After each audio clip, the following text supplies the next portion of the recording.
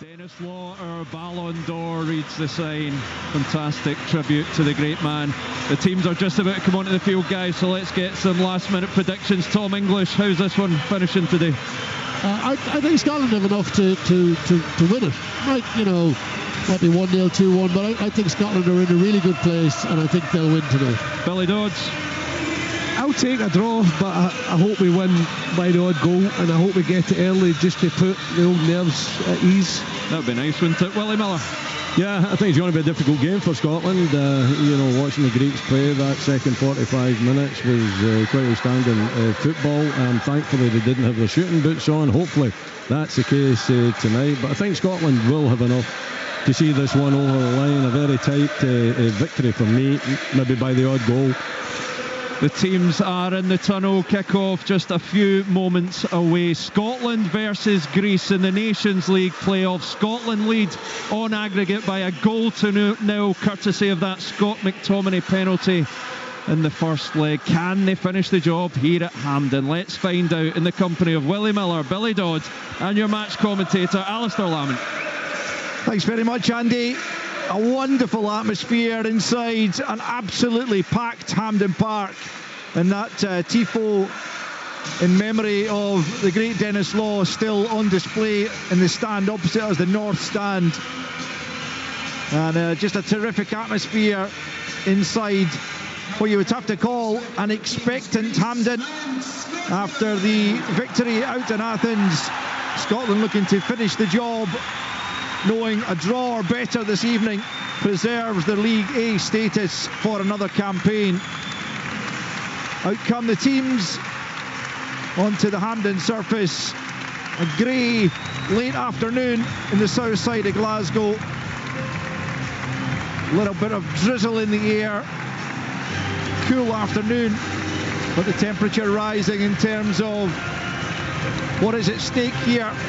Greeks determined to turn things round in this second leg, and certainly that second half display, they showed that they are capable of testing Scotland here tonight. The teams line up either side of the halfway line, ready for the national anthems, and we will begin with the visitors, and it's Greece.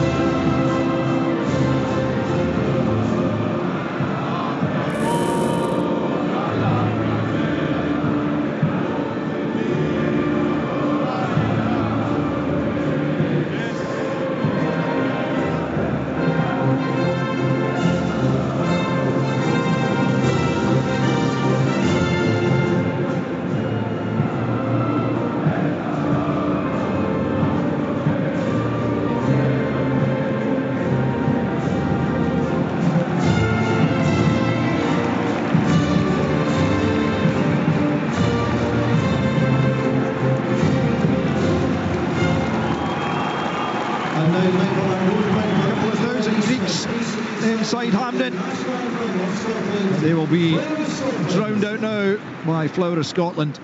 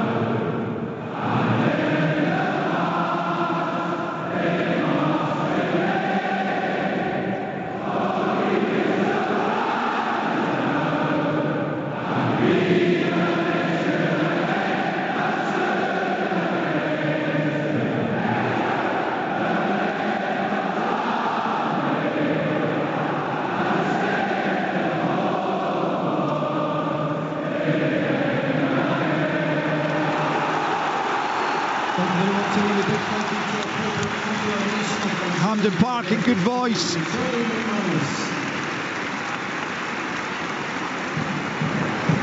Barely a seat in the house to be had here as the teams go through the handshakes.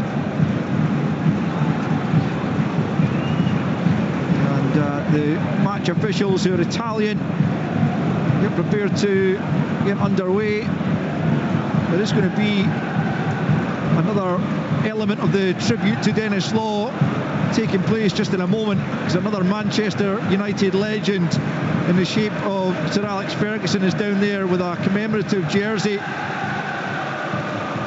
which he, I gather, is going to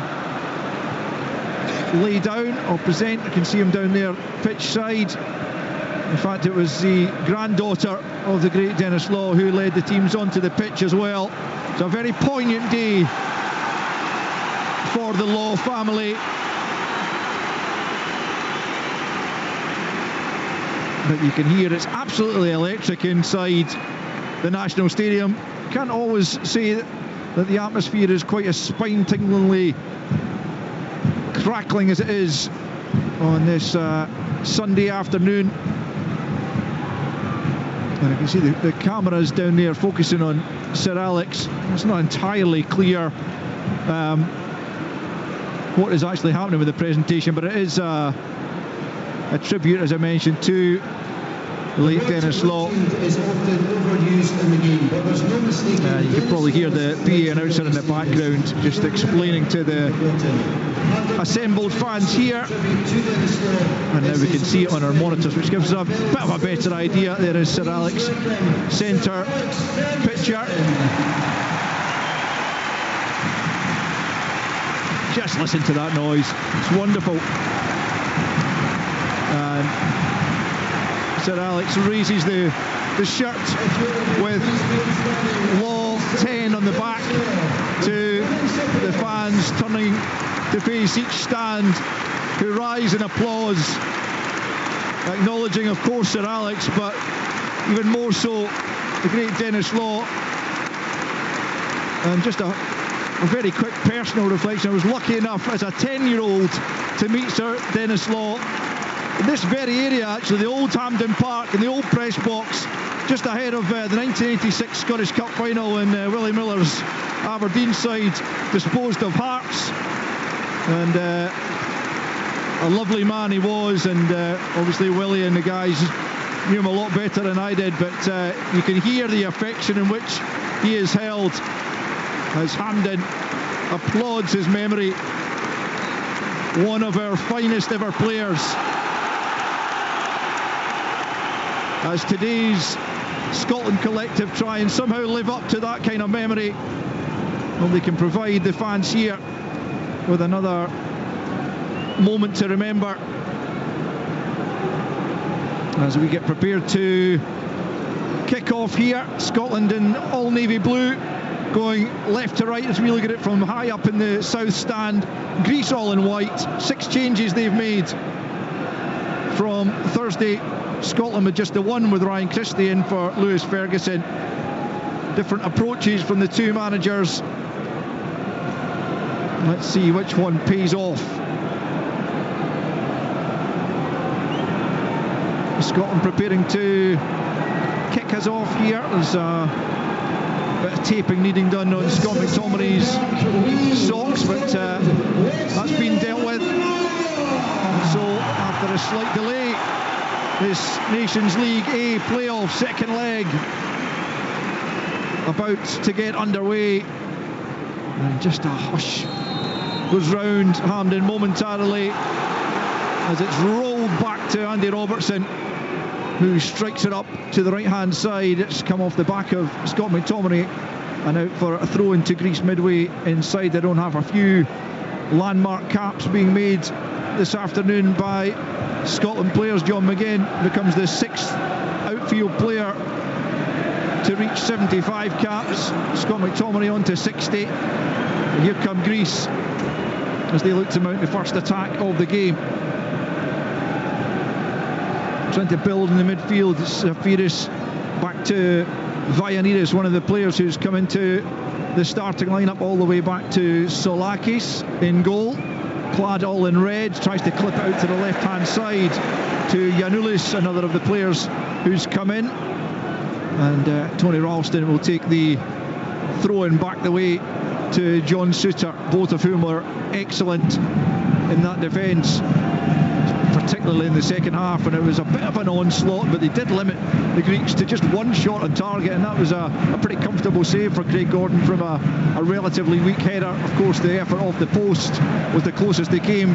Technically, that doesn't count as a shot on target. But Scotland enjoyed good control in the first half, and they'll be looking to try and do the same over the course of even longer in this game, as the ball's played up by Gordon, flicked on by Adams. Comfortable though for Kouliarakis at the back and out to the left hand side for Giannoulis, who comes down the left and then plays it infield to the 18-year-old Mouzakitis, who's making just his second appearance for his country, the young Olympiacos player who played in the midfield against Rangers for his club. Forward come Greece, a good ball, and it's up to the edge of the penalty area. Robertson trying to make the challenge, down goes the Greek player at the edge of the box, didn't look to be anything in it, and Konstantelias, who was guilty of that a couple of times out in Athens and didn't really get anything from the referee, and the Italian referee Davide Massa didn't see much amiss with the challenge, and Willie Miller,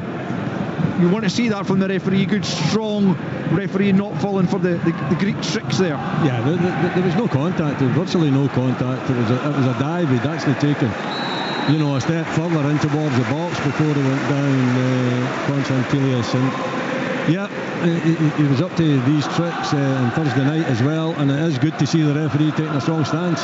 The one thing I would add to that, Al, you could see the threat was there. Kouliarakis, the centre half, just smashing a ball through the midfield right into Solis. He gets on the half turn and he's at us, so worrying sign for Scotland that the threat is definitely there from Greece.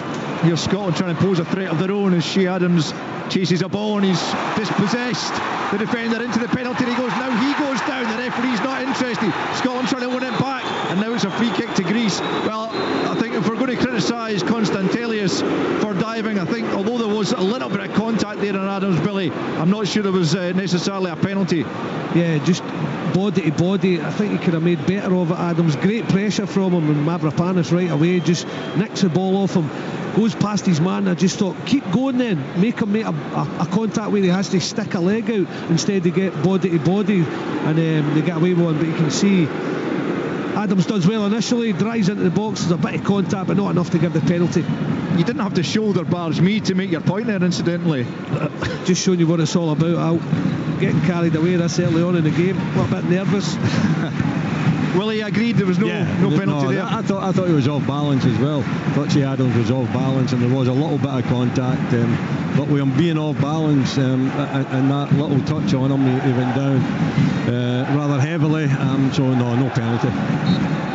But you can see the Greeks are up for this, as you would expect. They've won their last 3 competitive matches away from home, and that included a victory at Wembley. They know they need to win again tonight to make the leap into League A and relegate the Scots. As we see a shot of their Serbian manager, 62-year-old Ivan Jovanovic, crouching down the touchline. Steve Clark also at the edge of his technical area, but choosing to stand. Jovanovic obviously has good knees despite his advancing years, as Craig Gordon knocks it down the right hand side. Christie doesn't get there. Interesting that Christie started right hand side, McGinn left. I noticed that. Lewis Ferguson started on the left. You thought maybe Christie will go there, but it's not. It's McGinn who's gone over there, played there before, and Christie coming to this right hand side so he can get in on that left foot. Throw into Scotland, deep in Greek territory. We've played 5 minutes here. Scotland 0, Greece 0. With Scotland leading by a goal to 0 on aggregate. The ball goes back to Kenny McLean.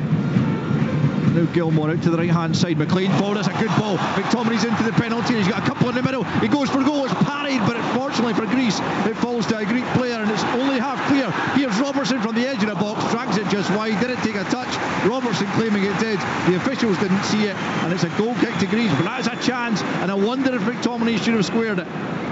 I thought the strike was on, to be perfectly honest. I think he's done the right thing, and magnificent through pass as well from Ralston to pick out the midfield player. He's just not caught it properly. You know, I think the goal is there. He's got plenty of space. He's running in. It is a tight angle. Listen, he could cross it if he got his head up. We might have had Christie as well being a little bit more supportive, I would suggest, when the goalkeeper spills it. He spills it right out towards the penalty spot, and I think Ryan Christie just not sharp enough to actually support that strike and anticipate the goalkeeper spilling it out towards him.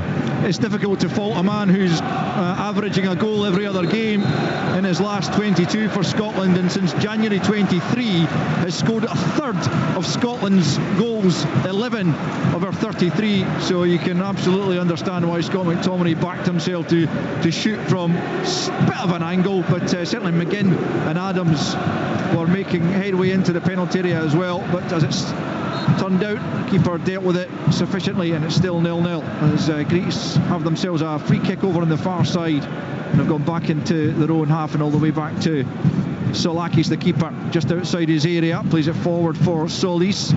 He's out-muscled though by Gilmour. Gilmour just pokes it to his right and forward for Christie. Christie just stumbles slightly, and that allows Giannoulis to come back and dispossess him, and Greece have it back through Solis, forced back the way to Kouliarakis just inside his penalty area.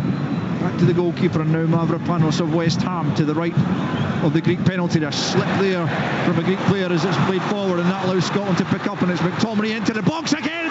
Side netting. Some of the fans round about us thought that was rippling the inside of the net. I think the keeper might have got a touch there to take it outside of the post, and it will be a Scotland corner. 7.5 played. Scotland 0, Greece 0. That's a good save then if he's got his hand on that one. And again, you know, I think when you get sight of goals, and McTominay is hungry to find the back of the net, he sees the little chink of space down to the goalkeeper's right hand side, and he goes for it. It's a really good save.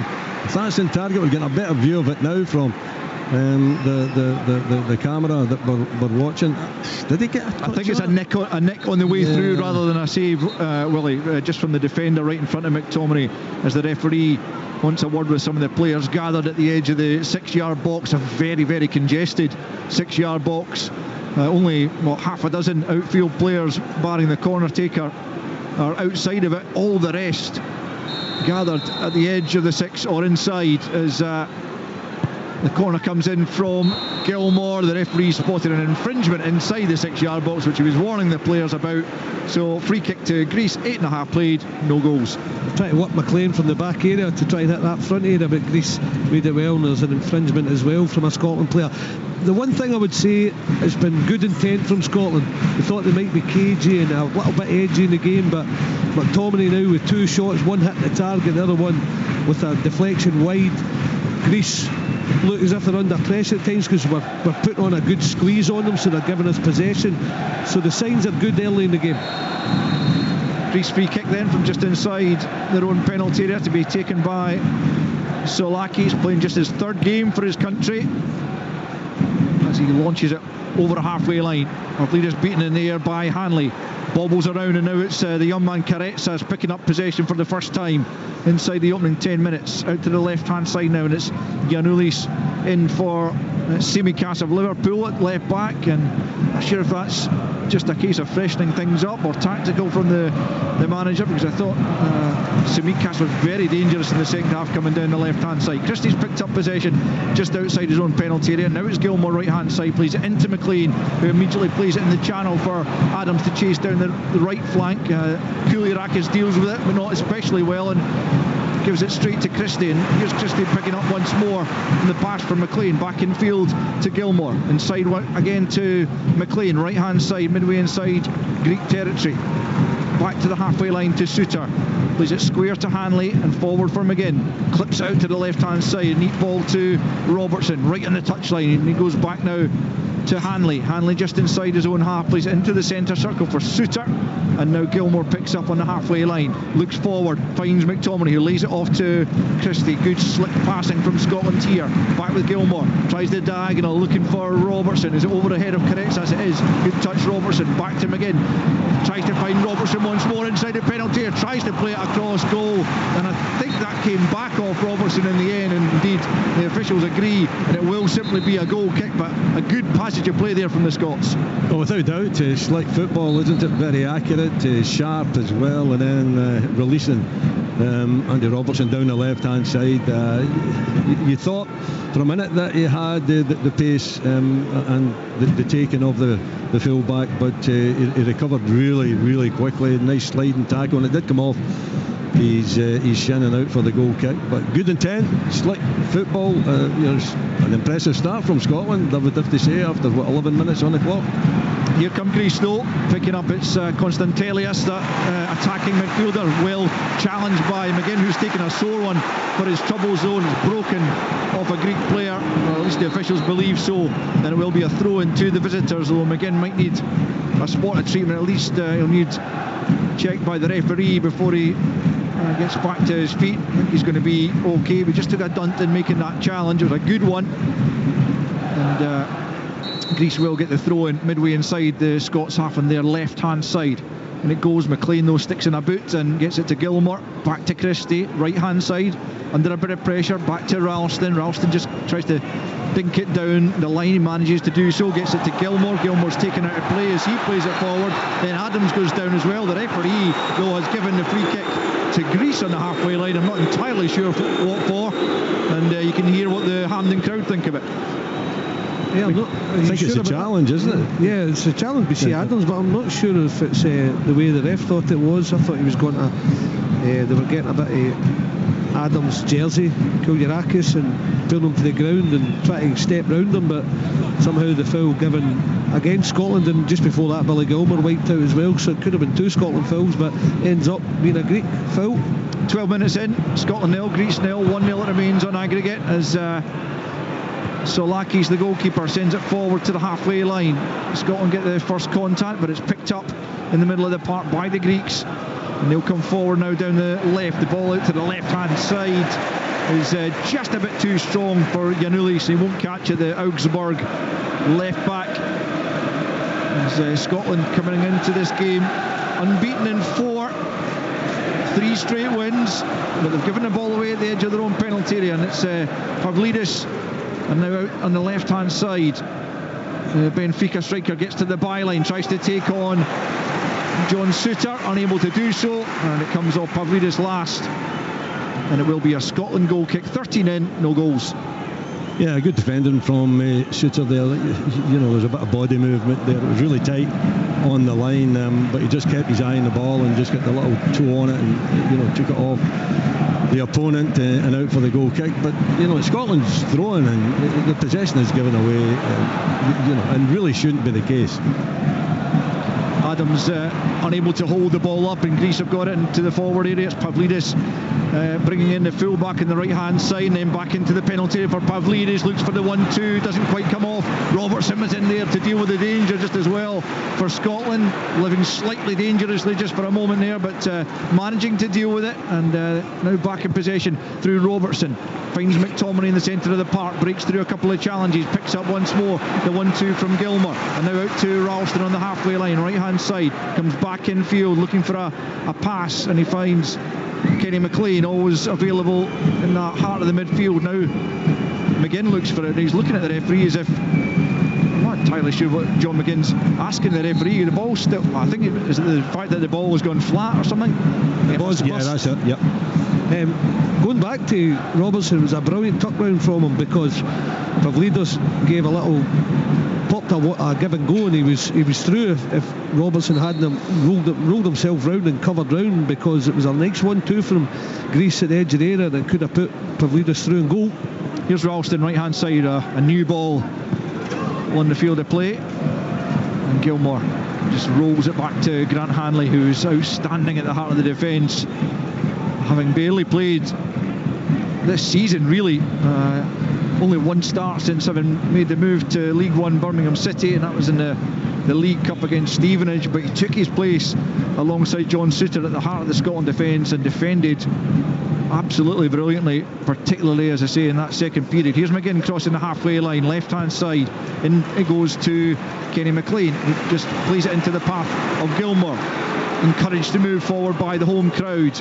Now out to Christie, midway inside Greek territory, back to Gilmore. Gilmore into the feet of Adams, couldn't bring it under control, and Greece are able to pick up possession. It's clipped forward up towards Pavlidis. He's beaten in the jump well by Kenny McLean. Out for a Greece throw-in down in front of their technical area. We've played 15 and a half minutes and still no goals and no real threat to Craig Gordon. At least a couple of efforts from Scott McTominay at the other end, neither of which have brought about the opening goal, which would really settle a few nerves inside Hampden if the Scots could get it. It's Giannoulis running the ball out of play in the halfway line, and Scotland will get the throw in. Steve Clark just handing the ball to Anthony Ralston. Really good build up there though, Al, you know, and some really smart, sharp passing, you know, with Billy Gilmour at the heart of it, and it goes up to Che Adams, and he can't control it. You know, he's got to do better than that. You know, he's a main focal point up there. It wasn't a difficult one to control, I didn't think, and he's miscontrolled it, and it just takes the sting out the attack. I'm with you, Will. In the main, it's been good. There was the rotation of passes before that was probably 20 odd that Gilmour hit the diagonal, and then the one up to Shea Adams, Willie's talking about, there was probably 10 passes in that nice slick, and just that final bit. Here's McTominay battling his way through another couple of challenges, then a third goes down. Assistant referee was only a couple of yards away from it and flags for a Scotland free kick, and the referee goes along with him and gives Scotland the free kick midway inside the Greek half, just a couple of yards in from the right touchline, but it allows Billy Gilmour to plot away to try and carve out something here as Scotland send Hanley and Suter forward to add their height to the attack here. Greeks trying to hold their line on the edge of their penalty area. 0-0 it stands after 17 and a half minutes at Hampden in this Nations League A playoff second leg. You listen to Sportsound on BBC Radio Scotland. It's Andy Robertson leaving it for Gilmour to curl right-footed onto the penalty spot. Beats absolutely everyone. McTominay was up there but couldn't get his head to it, and across goes Karetsas. He'll just keep it in play and then plays it back to his full-back, who's caught by John McGinn. Goes down, free kick to Greece just a couple of yards from their own goal line, and it remains Scotland 0, Greece 0. It's a really good delivery from Billy Gilmour as well, isn't it? You know, just round about the penalty spot, a little bit of curl on it, good kind of a centre spot he's picked out as well, and there's just no one there. McTominay tries to get on it, he is pressured by a Greek defender right enough, and it goes harmlessly out to the far side, but a really good delivery from Gilmour.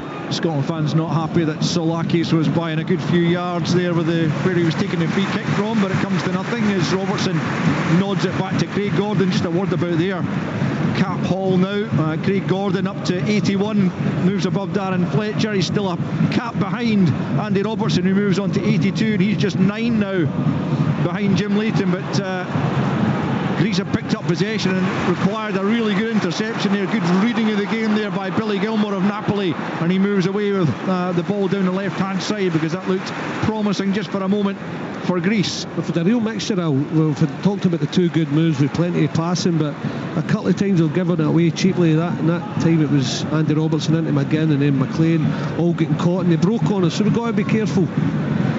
Yeah, there's no doubt that Greece are capable, if they are presented with an opportunity, they are more than capable of causing Scotland problems, but as yet they've not managed to do so. Craig Gordon, as I say, 42 years old now, and 10 caps behind his legendary teammate Jim Leighton, and although he is advancing in years, you wouldn't necessarily put it beyond him to catch the former Scotland number one as he clips it forward looking for McGinn. McGinn beaten to it though by the fullback Vianidis of Panathinaikos, and forward comes Karetsas. Haven't really seen him do anything so far, but now he gets into the forward. It's a good cut back, a big chance and a goal for Konstantelias. Greece have levelled it up.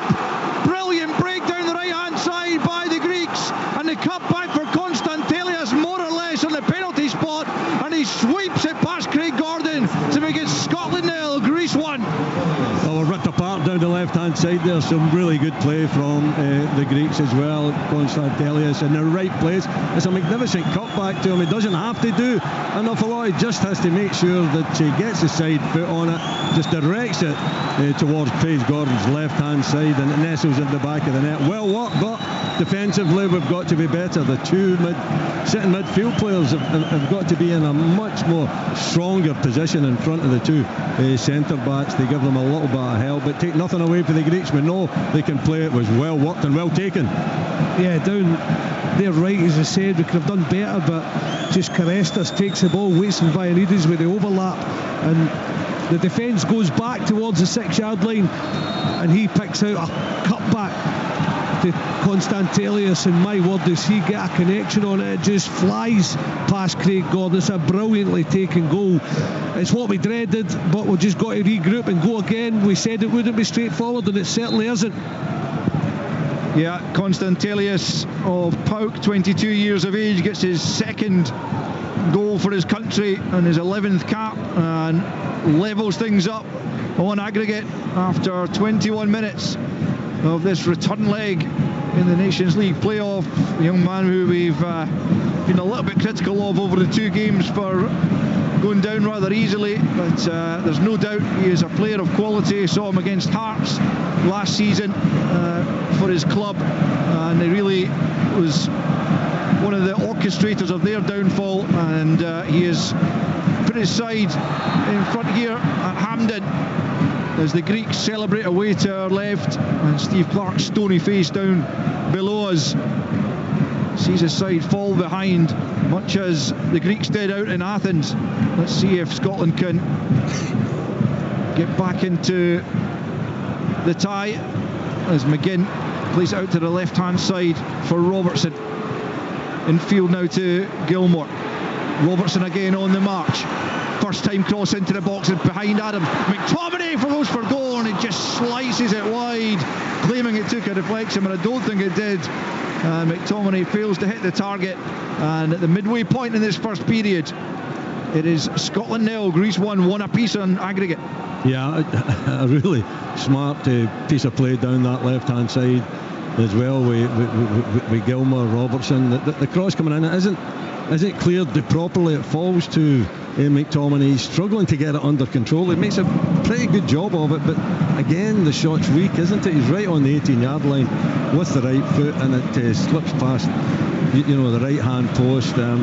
Big chance, well worked, but I think it was a difficult control to take, and McTominay found it difficult to get it under control. Yeah, slashed it, Willie, once he took the touch, but good play from Robertson, as you said. Yeah, here they come again, Greece. It's Hanley just stretching to head that half clear, but Greece have picked up. It's Solis for Karetsas up the edge of the penalty area, feigning a couple of times to shoot before he's dispossessed by McTominay, who again has managed to get through a couple of challenges before he hits the deck and is fouled in the end, as Karetsas gets a little bit of a word in his ear there from the more experienced Zafiris. I say more experienced, he's only 22, but he's certainly more experienced than the 17-year-old who has made quite the breakthrough this season. Genk born, and Greece have battled to win his affections, if you like. Is committed to the Greek side now for senior level, having represented Belgium all the way up to under 21, but he said his heart beats only for Greece, and he played a part in that opening goal, laying it to Vianides, who then cut it back beautifully for Konstantelius. Shea Adams guilty of giving the ball away too cheaply again in the middle of the park, but fortunately for him, Scotland have won it back, only for Christie to hit a rather dubious ball, but Robertson digs him out of a hole and gets it back from McGinn up to the midway point of the Greek half over on the far side. The Scotland left into Gilmore. Scotland trail by a goal to 0, 1-1 in aggregate, as Christie picks up, moves over to the right hand side. Plenty of bodies ahead of him, but he just touches it back to John Suter, 10 yards inside the Greek half, 24.5 played. There's Kenny McLean into McGinn, and then Gilmore for McTominay. He's dragged to the ground, and Scotland have a free kick about 30 yards from goal, left hand side, and this is an opportunity to load the box and try and get a bit of quality with the delivery, and who knows, maybe the equaliser will come. When we've played in forward areas, we've looked dangerous with that quick, crisp passing. the tense parts have come when we're building from the back and we've given it away and they've broken on us. So it's been a real mixed bag so far, Willie. No, it has, but it's been pretty easy in the eye, isn't it, going forward? And I think Billy Gilmour's been at the heart of everything that's been good about Scotland in that midfield there. Always wanting to be in the ball, accurate with his passing as well. You know, an opportunity now for maybe Andy Robertson to curl one in, but a good delivery is required. Here it comes onto the edge of the 6-yard box. The goalkeeper doesn't get a fully impressive contact, but he does enough to force it out to the left hand side with no Scots on hand. His initial punch wasn't particularly effective, but Greece have dealt with it, and it's cleared down their left hand side. Across comes Suter to knock it all the way back to Craig Gordon at the edge of his penalty area. We've played just over 25 here, and the bad news is that Scotland trail on the night by a goal to nil. Constantelius, after 20 minutes, sweeping the ball beyond the Scotland keeper, and it's all square on aggregate as Gilmour has it midway inside his own half, looking for options. He thought about the long diagonal out to the left, thought better of it, and then plays it short to Ralston. He's gone to Suter. He plays the diagonal out to Robertson, beautifully measured onto the chest of the captain, but the assistant referee over on that far side is flagged and said it was out of play. I mean, in all honesty, we can't tell. It doesn't look it, because I thought Robertson was still in play, but the assistant's looking right down the line. We'll have to take his word for it. Well, we have to take his word, but we don't have to agree with it. I think it looks a good half yard inside the pitch when he takes that down in his chest, and it's a magnificent crossfield pass from John Suter. I could be proven wrong here, but no, that's not out. I can't see that being out, Dodgy. We're seeing a little replay of it. Just Robertson's reaction I'm looking at. Well, he doesn't usually react to things if it goes against him, but he wasn't happy with the linesman. He was pointing out never in a month of Sundays, he was saying. I think that's exactly what he was saying, wasn't it, Billy? Good lip reading there. Scotland have the throw in, taken by Robertson, back to Hanley and back to Craig Gordon. First time ball out to Kenny McLean, and then back with Hanley once more, left hand side of his penalty area. Asks McLean to come across to the left, which he does. Plays it off Caretza. It's out for a Scotland throw in. 60% possession for Scotland in these opening stages, but the important factor is that they have lost the only goal of the game so far. 27 and a half played, and it's 1-1 on aggregate as McGinn tries to poke the ball forward, gets the decision from the referee that he was caught, and he'll have a free kick midway inside his own half. But Steve Clarke, as you could probably understand, doesn't look entirely delighted by the way things are going. Oh, but I think there's been a lot of good play, a lot of good build-up play. Not created enough opportunities, but McTominay's getting into really prominent positions and a couple of strikes at goal as well. So I think he'll be happy enough with the general play. Here's Robertson driving forward, looking to take on Vaianidis on that Scotland left-hand side. Comes back the way now to McLean, midway inside the Greek half. Short of options perhaps, goes back to Robertson, and then it's back with McLean once more, still left-hand side, right on the touchline. Robertson tries to stab it forward, it's still in play, and Greece have got it forward to Pavlidis, who switches it out to the left-hand side. It's a good ball, and now it's Solis, and all of a sudden here come Greece on the counter, looking to go ahead on aggregate. Ball out in the left-hand side of the penalty area, back with Solis into the middle, and Constantelius could do nothing with the pass. It was battered off him, and Scotland just hack it clear, and Shea Adams picks up, almost turns into trouble, but he's still got the ball. Short of support, eventually goes down, but Billy Gilmour picks up anyway. Scotland have it, looking to counter themselves. Now it's McGinn, forward for McTominay. McTominay could burst into the box, just takes a slightly heavy touch. Out comes the goalkeeper, and it will be back in the keeper's clutches as McTominay, I think, was guilty of a slight push there on the defender as well, into the goalkeeper, and the referee just checking on both keeper and defender. I'm not sure massive amounts wrong with them, but the home fans certainly don't believe there is, but I think it will be ultimately just a play-on situation perhaps here with Soulakis in possession of the ball. But the important thing is, with almost half an hour on the clock here, it's Scotland 0, Greece 1. But it's McTominay again that's popping up. I mean, a really good ball in from John McGinn. I think the defender always had it under control. There was a push. For me, it's a free kick, but I think the encouraging aspect of it is you're looking at McTominay and he's almost in the line with Che Adams, and also just prior to that, Che Adams, actually doing really well, holding the ball up. He's got to be able to do that to give a midfield a little bit of opportunity to get up and support him. Christie Thought he could have got a pass off there, but he ran into bodies and possession is lost. There's plenty going on, Al. I mean, you see when they hit the diagonal to Solis and Giannoulis and they overlap again, they look really dangerous, and you're thinking, oh no, don't go two down and then we break. And Willie's talking about that McTominay chance, so it's anybody's game. Yeah, and Solis has found a bit of space in behind Suter here, gets the ball into the 6-yard box. Hanley stands up and just waits, bides his time and takes possession, because again that looked dangerous, as Billy's saying. Greece are a real threat here, but here comes Scotland on the counter as Adams gets it out to McGinn. McTominay again, the furthest Scotland player forward, and he gets the ball from McGinn here, left hand side. Robertson jogging up to join him, the ball through, McGinn with a chance, good save. Salakis just hit first time by McGinn on the turn, knew the shot was on, but Salakis with the chest just parries the ball away, and it remains Scotland 0, Greece 1. It's good goalkeeping though, isn't it? You know, I think it maybe even comes off his chest. He just makes himself big, does Salakis, and John McGinn, you know, great run and a fabulous ball from Andy Robertson, is it? No, McTominay. No, McTominay plays the ball in, and it's a great run by John McGinn on his left peg there, sliding in, really tight angle, but very, very good goalkeeping. It was. Salakis handed the jersey for these two huge Nations League games, and serving his country well there. Here comes Scotland. It's Adams at the edge of the box, rolls it back to Grant Hanley midway inside the Greece half. Now it's Kenny McLean, left hand side, gets the head up. It's a deep cross, it's too deep, it's gone straight out of play. It will be a Greece goal kick. We've played 32 minutes here. It's Scotland 0, Greece 1 on the night, 1 apiece on aggregate. Pretty, because he had McTominay in there, and he certainly had Christie free at the back area if he could have hit the right cross in McLean, but just overcooked it.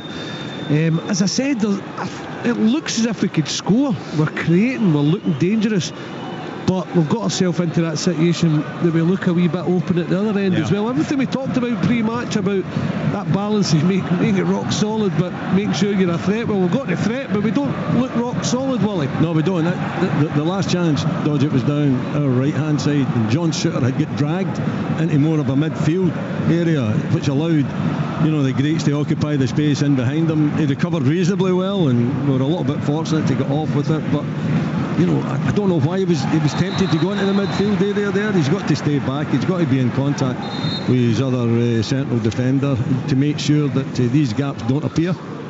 Shove there by the left fullback Giannoulis on Christie brings Scotland a free kick midway inside their own half. It's already taken. Kenny McLean has it now on the far side, the Scotland left, plays it back to Hanley at the edge of his own penalty area, into Gilmore, always comfortable taking it in tight spaces, which is pretty much what he was in there. Now it's Kenny McLean. Didn't think Gilmore had his best Scotland game out in Greece, but he started this one well, always, regardless of one pass goes astray, which it doesn't often do, but he's always looking for the ball. Here's Ralston right hand side, up towards the edge of the penalty area, trying to take the Greeks on the outside. Across comes Solis, backtracking there, and it's out for a Scotland throw in, about 10 yards from the corner flag, right hand side. Scotland trailing by a goal to nil on the night, 1-1 in aggregate here at Hampden in this Nations League A playoff, second leg.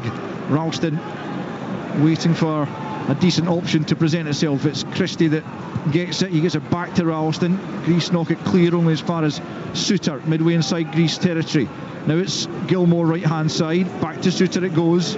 He's got Hanley inside of him, inside the centre circle, and here he is. Now McGinn back to Hanley once more, trying to tempt Greece out before springing forward. It's Gilmore right hand side, clips that forward. There's too much on that for McTominay, and that'll go all the way through to Salakis, who's looked steady and confident, the big Olympiacos keeper, denying John McGinn just a few moments ago.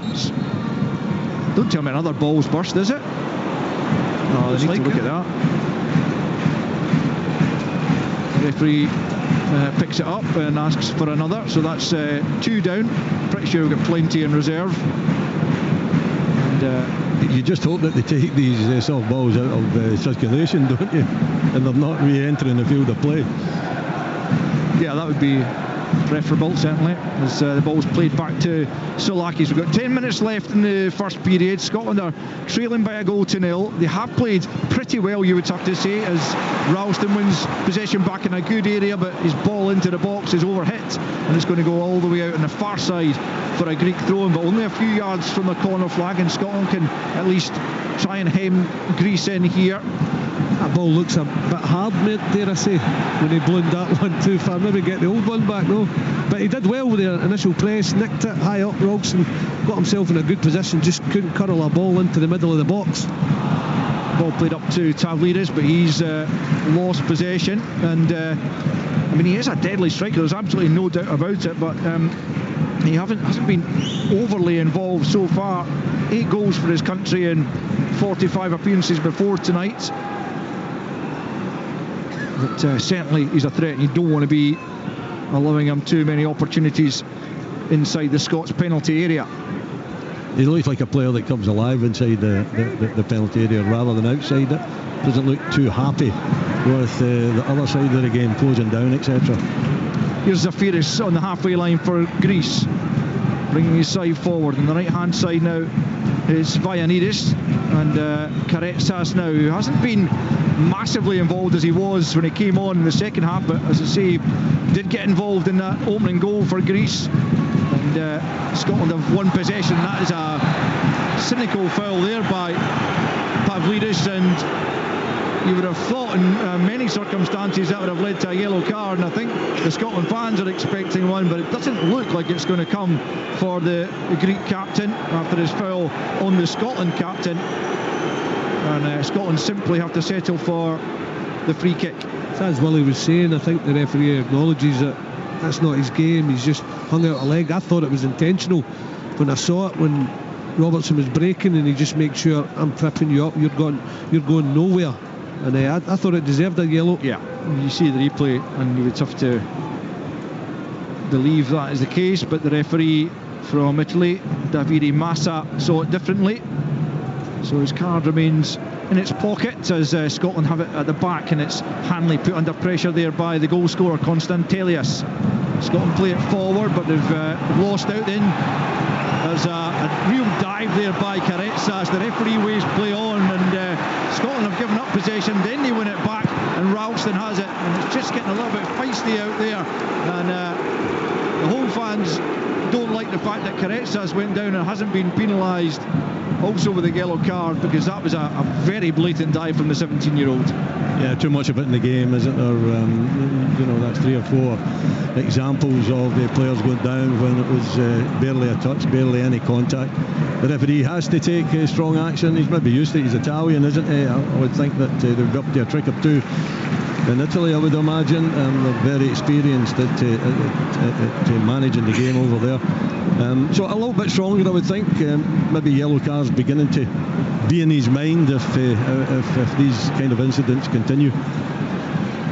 Shea Adams just a moment ago failing to bring a long ball down. Billy, I know he feeds off scraps at times, but is he doing enough as that lone striker to hold the ball up and bring his teammates into play? I think his touch could be better when it comes into him, especially the one he had a chance on the edge of the box. But he works ever so hard, you've got to remember that, and works the back four really well. But he could do better when it comes to that final bit. Just make sure your touch is pure and you take it in and get your team attacking. Here's Giannoulis left hand side picking up from Pavlidis. Greece looking to get a second goal before the interval, driving up to the edge of the penalty area. It's back out to Giannoulis, the left fullback, in an advanced area. Now Zafiris takes over in from the left for his young central midfield partner Mouzakitis, who's looked pretty assured out there now. Vayanidis set up the opening goal. Karetsas booed roundly by the home fans as he picks up possession. Now back in the edge of the box as Mouzakitis tries to curl one, but he's well off target, well over the top from the teenager, and it remains with 6 minutes left in the first period. Scotland 0, Greece 1. Yeah, poor effort from Mouzakitis. You know, he's outside the box. He's got plenty of options in the box, loads of white jerseys there. I must say that Scotland got plenty of navy jerseys back as well, so maybe not too many standout passes there, but it was a waste after a good build-up. Here's Pavlidis, allowed to advance 25 yards from goal, blasts it way off target. He's annoyed with himself, this striker, and well he should be, because it was a really poor effort after he was allowed to advance.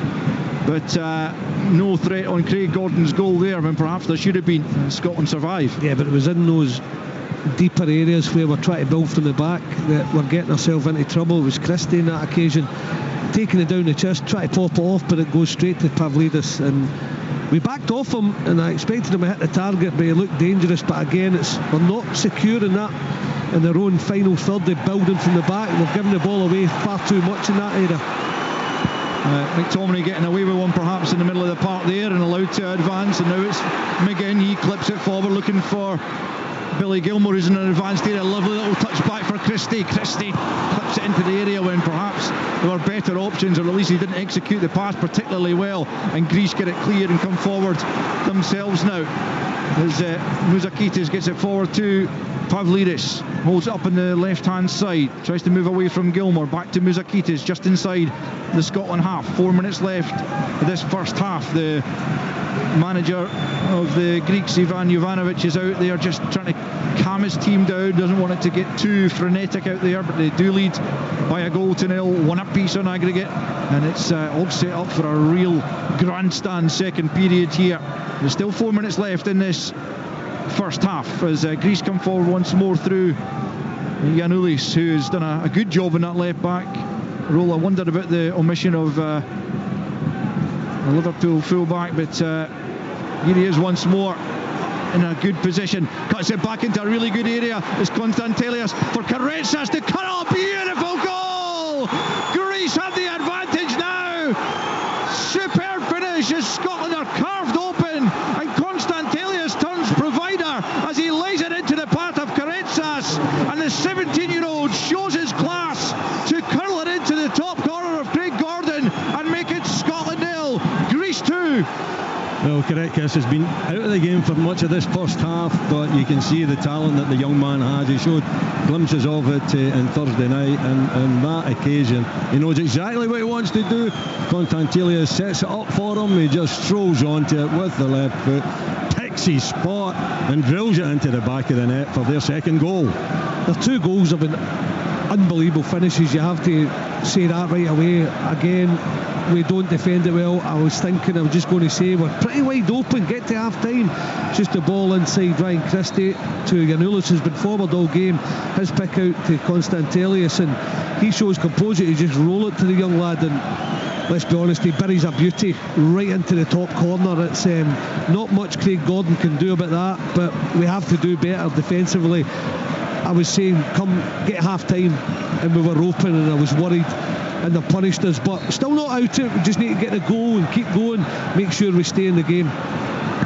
It's a wonderful finish, and it gets better every time you watch it, but unfortunately it's come for Greece as young Kostas Karetsas, on just his second appearance for the senior national side, scores his first international goal to give Greece the advantage on aggregate now. 2-1 they lead over the piece, and Scotland, despite having played reasonably well in this first half, find themselves 2 goals down on the night. And Karetsas, he just took it first time, he knew exactly what he wanted to do. He's one of these players you can imagine just sees pictures of what's going to happen, he sees the game develop, and it was a cultured finish way beyond Craig Gordon into the top corner. He missed only by a few inches, having come on in the first leg when he tried a curler. This one was right on target, and it has given Greece a wonderful position as we go into the last minute or so of this first period. Gilmour fouled on the halfway line, but Steve Clarke has a bit of work to do when he gets his side into the dressing room. It does that, yeah. I mean, the quality of the goals, though, they've been outstanding. The 2 goals that the Greeks have scored. Yeah, at times I think they look a little bit open at the back, too open, I would suggest, but at the same time taking nothing away from the quality of these 2 goals. We haven't really threatened. McTominay's looked the main man up there. The chances have fallen to him, but he hasn't been able to take them as far as the Greeks are concerned. Just absolutely top quality goals, both of them. Both coming from essentially from cutbacks from the fullbacks initially, albeit Konstantelias then laid that into the path of Karetsas, but this time it was Giannoulis going down the left, whereas previously it was Vayanidis providing Konstantelias for the first goal. Here's McGinn bustling into the box, he goes down, the referee takes a look, shakes his head, and I think rightly so, as Greece pick up and Solakis launches it long. I think just a minute added on at the end. The fourth officials board was slightly difficult to make sense of there, but here comes Scotland looking for an injury time goal to get them back level on aggregate. It's McGinn left hand side, curls it in, up goes McTominay with the header, but it's weak into the midriff of the goalkeeper, who dives on it into the ground in the 6-yard box, and he'll just take his time and see his side into a half-time lead, which has seen them turn it round from a 1-goal deficit at kick-off to a 2-1 lead on aggregate as it's launched over the halfway line. It's going to break kindly for Pavlidis here. Surely there's not a third in stoppage time here for Greece. There might well be. It's Pavlidis on the turn, well blocked by Hanley right on the penalty spot, as Scotland defending for their lives there, because they cannot afford to lose another goal. They haven't done, but the boos ring round Hampden. I don't think it's for the Scotland performance, but the Scotland fans will not appreciate the scoreline, because having started the game brightly with McTominay going close on a couple of occasions inside the opening 10, Scotland found themselves a goal down and level on aggregate when Vayanidis went down the right hand side, cut it back for Konstantelias to sweep it past Craig Gordon to bring the Greeks level on aggregate.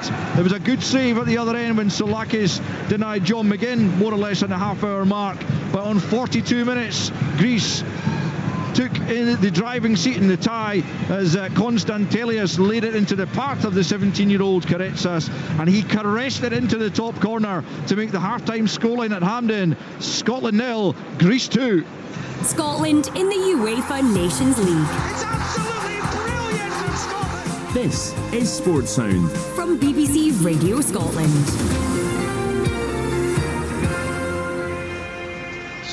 Sports Sound on BBC Radio Scotland with me, Andy Burke. Half-time here at Hampden in the second leg of the Nations League playoff, and Scotland are in a bit of a hole. Greece leading here in Glasgow by 2-0, and they now lead the tie 2-1 on aggregate. Willie Miller, Billy Dodds and Tom English are alongside me at Hampden. And Tom, Greece have come and showed us the Greece that we thought they were, the Greece that won at Wembley. Yeah, and the Greece from second half the other night, only more clinical, more shots on target, more ruthless edge. Scotland, the game is so open, it's far too open.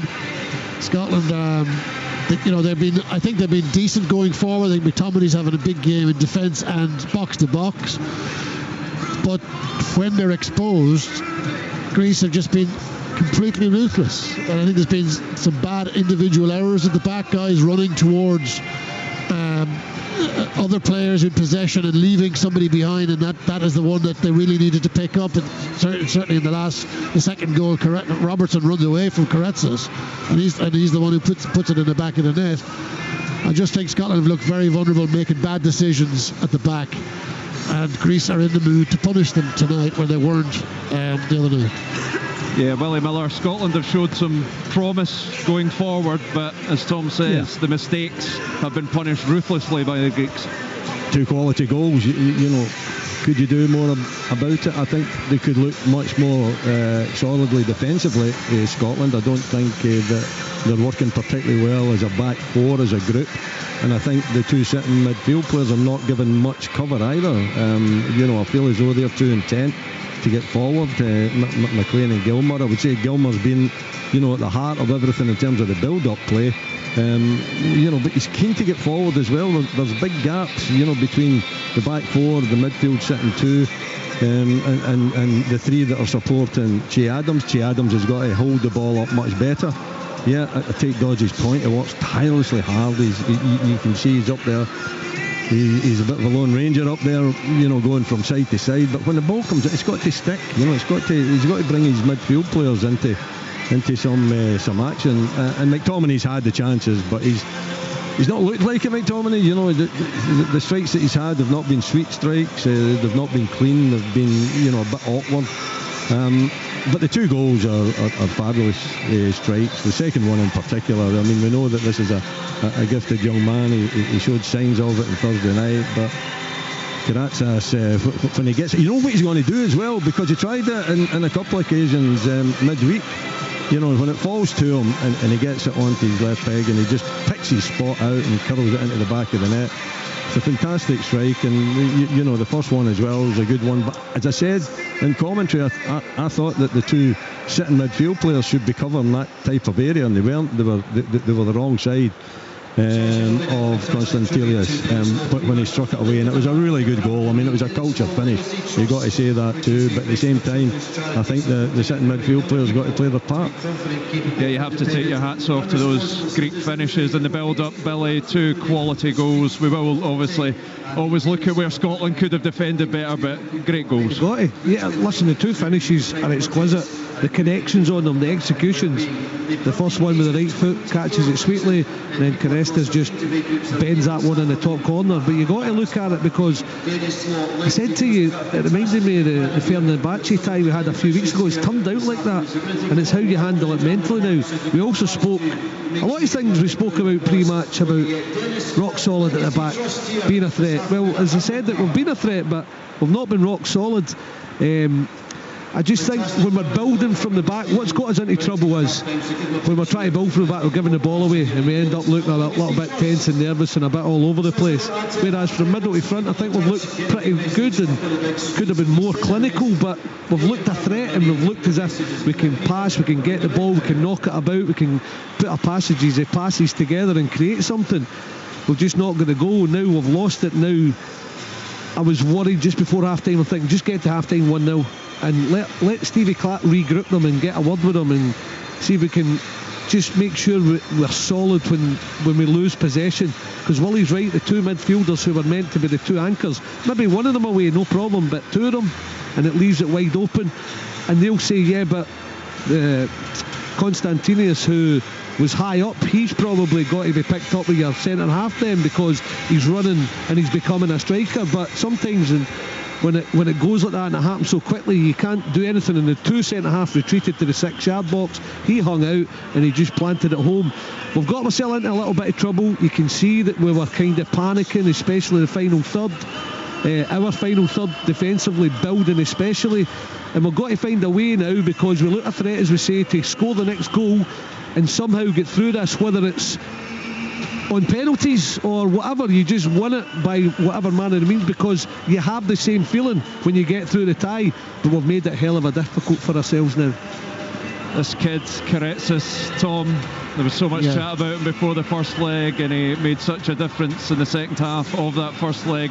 He was quite quiet, hadn't done much for the first 15-20 minutes, but boy, when he came to life, he made it count, didn't he? Yeah, I mean, like everyone's talking about this lad, and I think Scotland have just given him so much space there. I mean, it's a brilliant finish, but you know, he's inside the penalty area and he's got really time to, he hits it first time, beautiful curling finish. You can't give a player of this guy's quality that kind of time, and they have done. They've done it twice, with the first goal as well with Konstantelius, and they've done it there with the second goal. Beautiful finishes, but they've got space and they've got time, and Scotland get punished for just, I don't know, it just lacks moments, you know, the switching off. And I think that there isn't a proper balance in this team in the first half there between defence and attack. I think they've just been too gung-ho at times, and they've left themselves exposed. I think both goals are down to the two sitting midfield players, to be perfectly honest. Andy Robertson shouldn't be coming in and leaving Karetsis on his own, but the two sitting midfield players should be on Konstantelius. I mean, that's he scored one and he's made one. Where are the sitting midfield? He's playing up alongside Pavlidis, but he's dropping off into a number 10 position, and there's nobody picking him up. You know, and that's been the danger. And you know, I think Kenny McLean and Billy Gilmour's got to take more responsibility defensively. They're not in any of the pictures for any of the goals, which is incredible. Now, as I say to you, it's the old adage, they'll say, yeah, but he's high now, he's a striker. But when it happens so quickly, you can't expect a centre-half to pick him up. You just got to, especially one of you. Alright, sometimes one of you will be gone, the other one's got to sit and give the balance so you can tail him back and make sure he's picked up. If they'd done that, I don't think they scored both their goals. It's that important. But because they've just said, oh, we'll go high, and when he goes as a 10, when he goes higher, he becomes a second striker, so the centre-halves have got to get him. It can't be like that at this level, because you can see he can punish. He scored the first goal and he's set up the second, and he's been the main threat throughout the first half. Well, Greece seemed to have learned some lessons from Thursday night when they pumped a load of balls into the Scotland box, which Suter and Hanley ate up. They're playing it a little bit differently now, a little more intricate around the box and pulling Scotland apart. Absolutely, Andy. It's a completely different game. They're playing probably their game. I don't know why there was so many balls thrown in Thursday night into the box, which really suited particularly Grant Hanley, but both Hanley and Suter dealt with it extremely well. It's the other aspect of the game when they're building it up and they're passing it slickly, and you've got Konstantelius just dropping off, and there isn't a communication there. I mean, that's what should happen. The centre back should be saying to the two sitting midfield players, you've got to pick this boy up. He's a danger. He's coming up on top of us, but then he's dropping off and he's picking up the ball. One of you has got to get on top of him. You're only asking one, you're not asking both of them to sit back there. The Greeks are playing extremely well. Second half, very, very good, very wasteful in front of goal. Tonight, clinical in front of goal, absolutely clinical, and easy nights. But I still don't think that Scotland are out of this tie. I definitely don't think they're out of the tie, but they need to be better organised defensively. They can't lose a third goal. They've got us to where they want us. You can see once they score, we think, right, do we really have a go now and play open? Because we were playing pretty open, even though we were 1-0 up in the tie. I thought we were a bit more cautious, and then we lose one, then we play even more open. Then I'm thinking, get to half time, because we've got to shop here, and we didn't, and we lose other goals. So it's down to us now to find some way to get back in the game. A goal changes the dimension of the game. I still think we can win this, but it's a long road back if we continue to do what we're doing in the game. It's very unusual, Tom, to be talking about a Steve Clarke team being too open, but the guys have called it spot on. Yeah, absolutely. There's too much space out there for Greece. They're enjoying themselves far too much. The hype, their high press is causing Scotland major problems. There's still danger in this Scotland team. McTominay, I thought, had a very, very good first half. He had 3 shots on goal in his first 25 minutes. He's getting back, he's breaking attacks up, but he can't do it all by himself. And a lot of these Scotland players, particularly as the boys are saying, the two sitting midfielders, and I wonder is there going to be a change there soon. They've got to do more. They've got to work. I don't think that they're working hard enough here, some of them. What do you think, Willie? Will we see changes? Is it too early? You're putting me in a spot here. I think it is too early. I think both of these players are capable of helping out their two central defenders. I just think that the message could be that one of them be the deeper one and the other one. Don't know if it's because I think Billy Gilmour's been really productive in the midfield. He's always available. He's building up any good play that we've had. So it's maybe Kenny McLean that goes in there. Is there a change in there that you could pop someone in? You could put Christie back and want to take McLean off and maybe put Ferguson on. That's what I thought. Yeah. That's about the only one that could go on, isn't it? Ferguson, I would think, in that area. Or, changing it, and as you said, Christie's playing in that position for his club, so it might be that something like that could be the answer, but you've got to find the answer. You can't just ignore it. It's there for everybody to see, and that area where Konstantelius is pushing up and then dropping off, pushing up and dropping off, and we're not picking him up. Somebody's got to pick him up. But the problem is if he doesn't change it soon, it could go to 3-0. And it almost did just before the break. Almost did, and it's possibly lights out at that point. It wouldn't surprise me, Tom, if he does it right away. You know that. Yeah. But I think he's not a panicker either, so he might just leave it 10 minutes. If it's still not working and we're still looking pretty vulnerable, I think he'll change it after 10-15 minutes.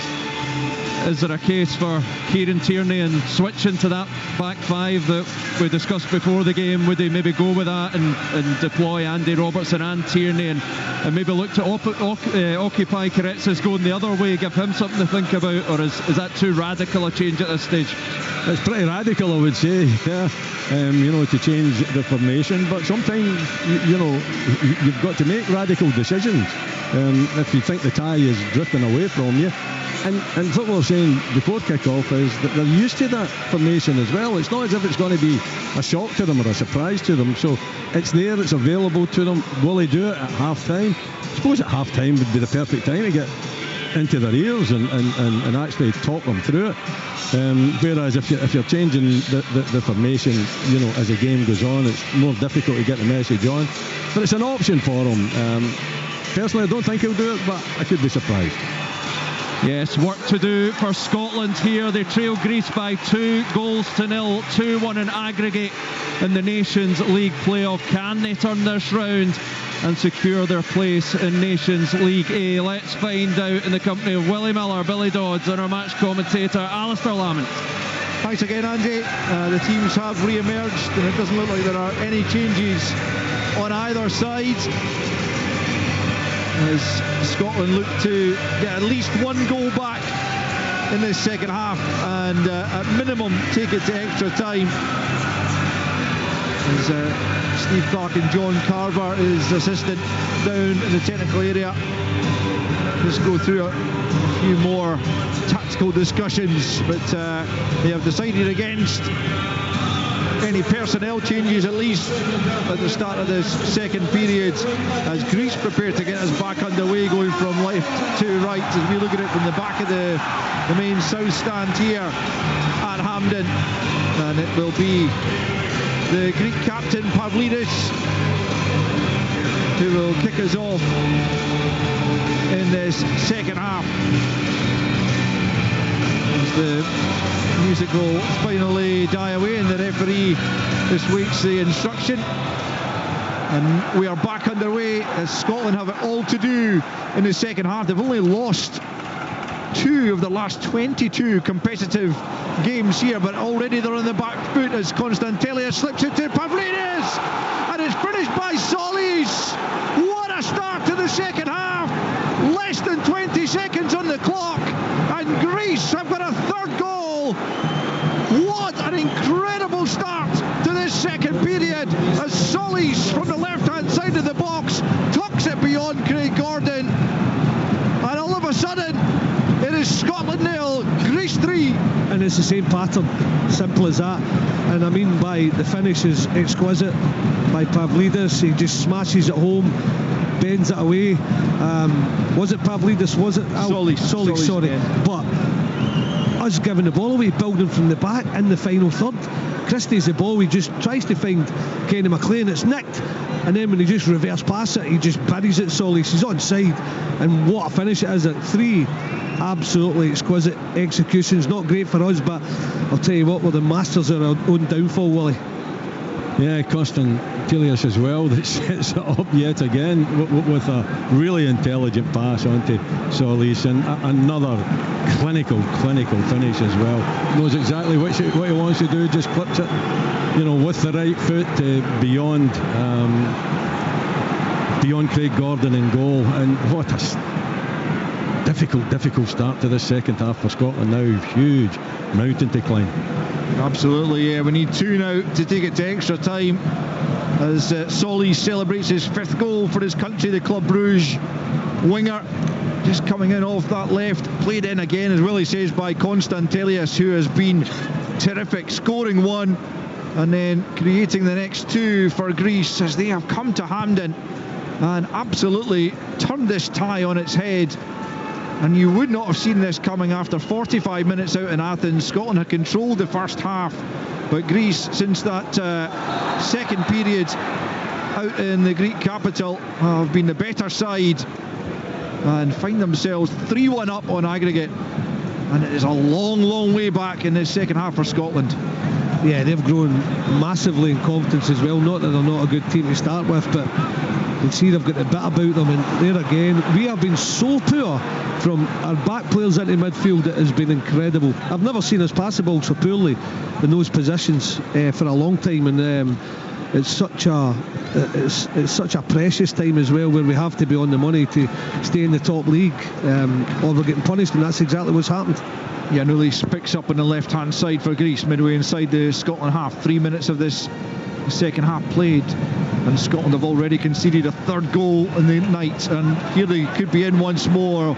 Just a little bit too much in the pass from Kouliarakis as Giannoulis, I think it was, coming forward from left back, almost got on the end of it, but Craig Gordon out quickly enough to grab that one. But all of a sudden Scotland looked that bit nervier at the back as well, understandably, having lost 3 goals. And as the guys have been saying, the finishes and the set-up for the 3 goals have all been immaculate, really, really impressive, but you'd have to say that Scotland could have done better in defending the situations. But here's Giannoulis once more, left-hand side, early ball in, straight into the arms of Craig Gordon, thankfully, and he just throws it out to John McGinn, allowing Scotland to try and come forward, trying to get beyond Zafiris. Zafiris makes the challenge, no foul, says the referee, and the home fans getting more and more annoyed. But again, you can't really blame the Greeks, and the referee is he's been pretty fair, you would have to say. I don't think he's called anything particularly badly.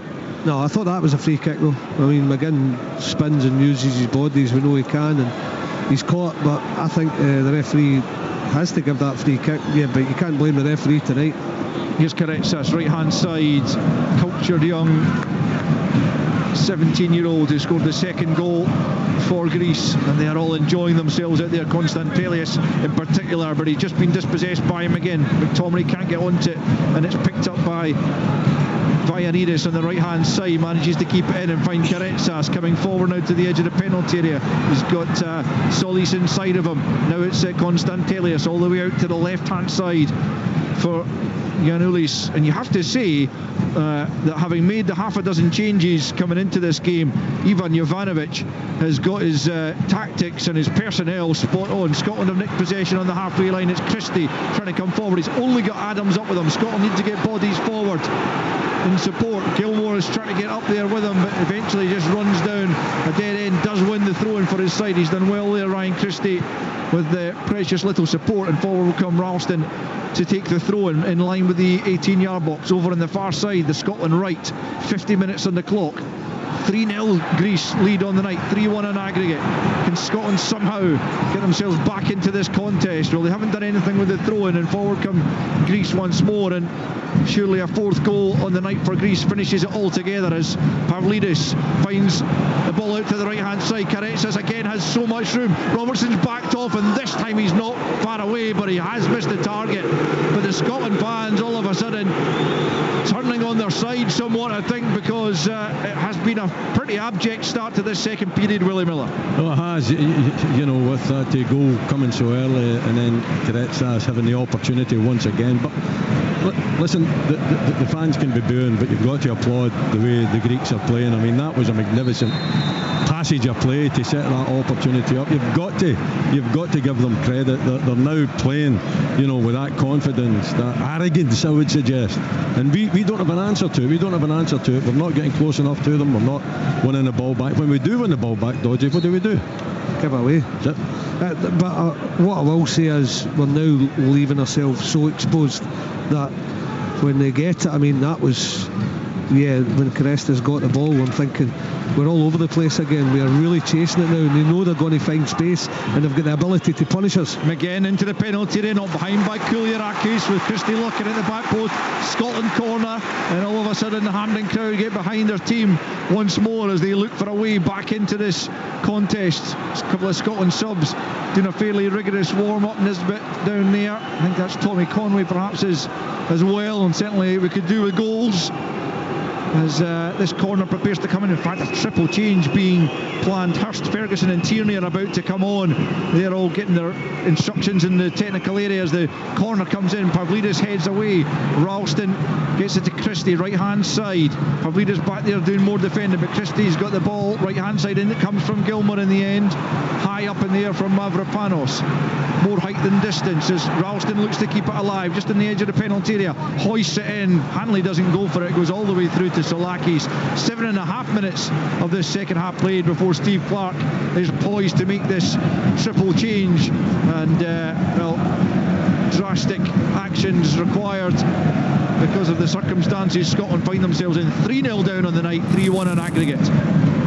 Yeah, you've got to do something, you know, when the game is just flown away from you. It's been whipped away with that early goal in the second half, and you know, we thought Steve Clarke might do something at half time. He hasn't waited too long, you know, before ringing the changes. 3 changes it is it? Looks like it from Tony and Ferguson. So yeah, I don't think he'd be doing his job properly if he was accepting what was on show just now. It's Greece coming forward though. Can they get a 4th goal before Scotland have time to make the change? It's out to the left hand side, curled in away by Suter from the edge of his 6-yard box. Giannoulis once more into Constantilia. So he's done a little nutmeg on the edge of the box on Kenny McLean, but eventually robbed the possession. Down goes Gilmour, no foul. Greece come forward again, midway inside the Scotland half. An ambitious effort there from Mouzakitis, who drags his shot well wide, and it will be a Scotland goal kick. We've played 53.5 minutes as the 3 Scotland changes are about to be made. Tierney, Ferguson and Hurst to come on. Let's see who's about to make way. Well, the first of those, Shea Adams, who will be replaced by George Hurst for his 2nd Scotland cap, having come on in midweek. Billy Gilmour will also make way in the middle of the park, and Tierney comes on for him. And the final change, well, you can hear what the Scotland fans make of Billy Gilmour coming off. And the final change is Kenny McLean coming off, with Lewis Ferguson coming on for him. Billy, what do you make of those 3 changes? I mean, Hurst obviously needed a bit of freshness up front. He looked tired, didn't he, Shea Adams? No problem with that. Well, Tierney looks as if he's going to the left. Lewis Ferguson going into midfield, along with John McGinn. So the 2 sitting midfielders are off, and McGinn and Lewis Ferguson will sit now. And Tierney's going to go wide left, and just try and get some freshness onto the pitch and have a bit more of a go. Tierney's played there for Arsenal at times. He's come on in that position and that kind of left wing effectively, so it's not completely alien to him. And we know what good delivery he can have from that left hand side, so let's hope he can produce that this evening. We've got 35 minutes left for Scotland to find at least 2 goals in the 90 and force extra time.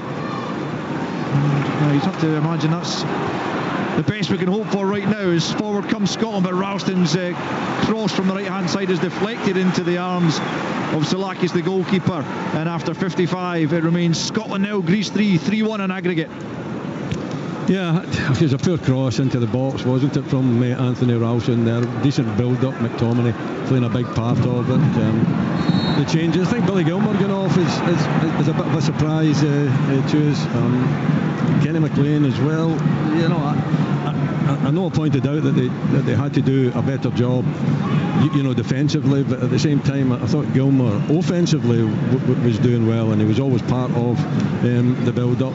Tierney coming on the left-hand side, just have to see what difference that makes, if it gives Andy Robertson a little bit more protection, or if it gives Scotland a little bit more threat down the left-hand side with his strong runs down that wing.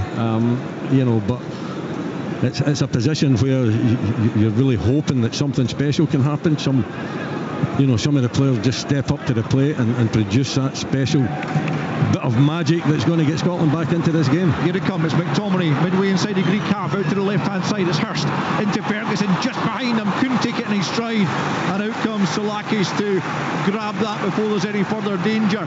But the Greece have given it away in a poor area. Ferguson forwards to McTominay, edge of the penalty area. Can he find room for a shot? Takes a deflection, and again it's straight into the arms of Soulakis. But better from Scotland as the Hampden roar sounds round the stadium. But it does remain on 57 minutes. Scotland 0, Greece 3. Yeah, it's Hanley getting tight with his man. The first one, and that sets up the attack. Lewis Ferguson picks up. Then it's Lewis Ferguson flies into a tackle. So maybe that energy is just being able to create a little bit more. We had a passing option on. McTominay decided to hit the shot. It was deflected straight into the goalkeeper's arms, but at least we're in the forward areas. Tierney out to the right hand side, kept in by McTominay, picked up by Christie. Right hand side for Scotland, and midway inside the Greek half.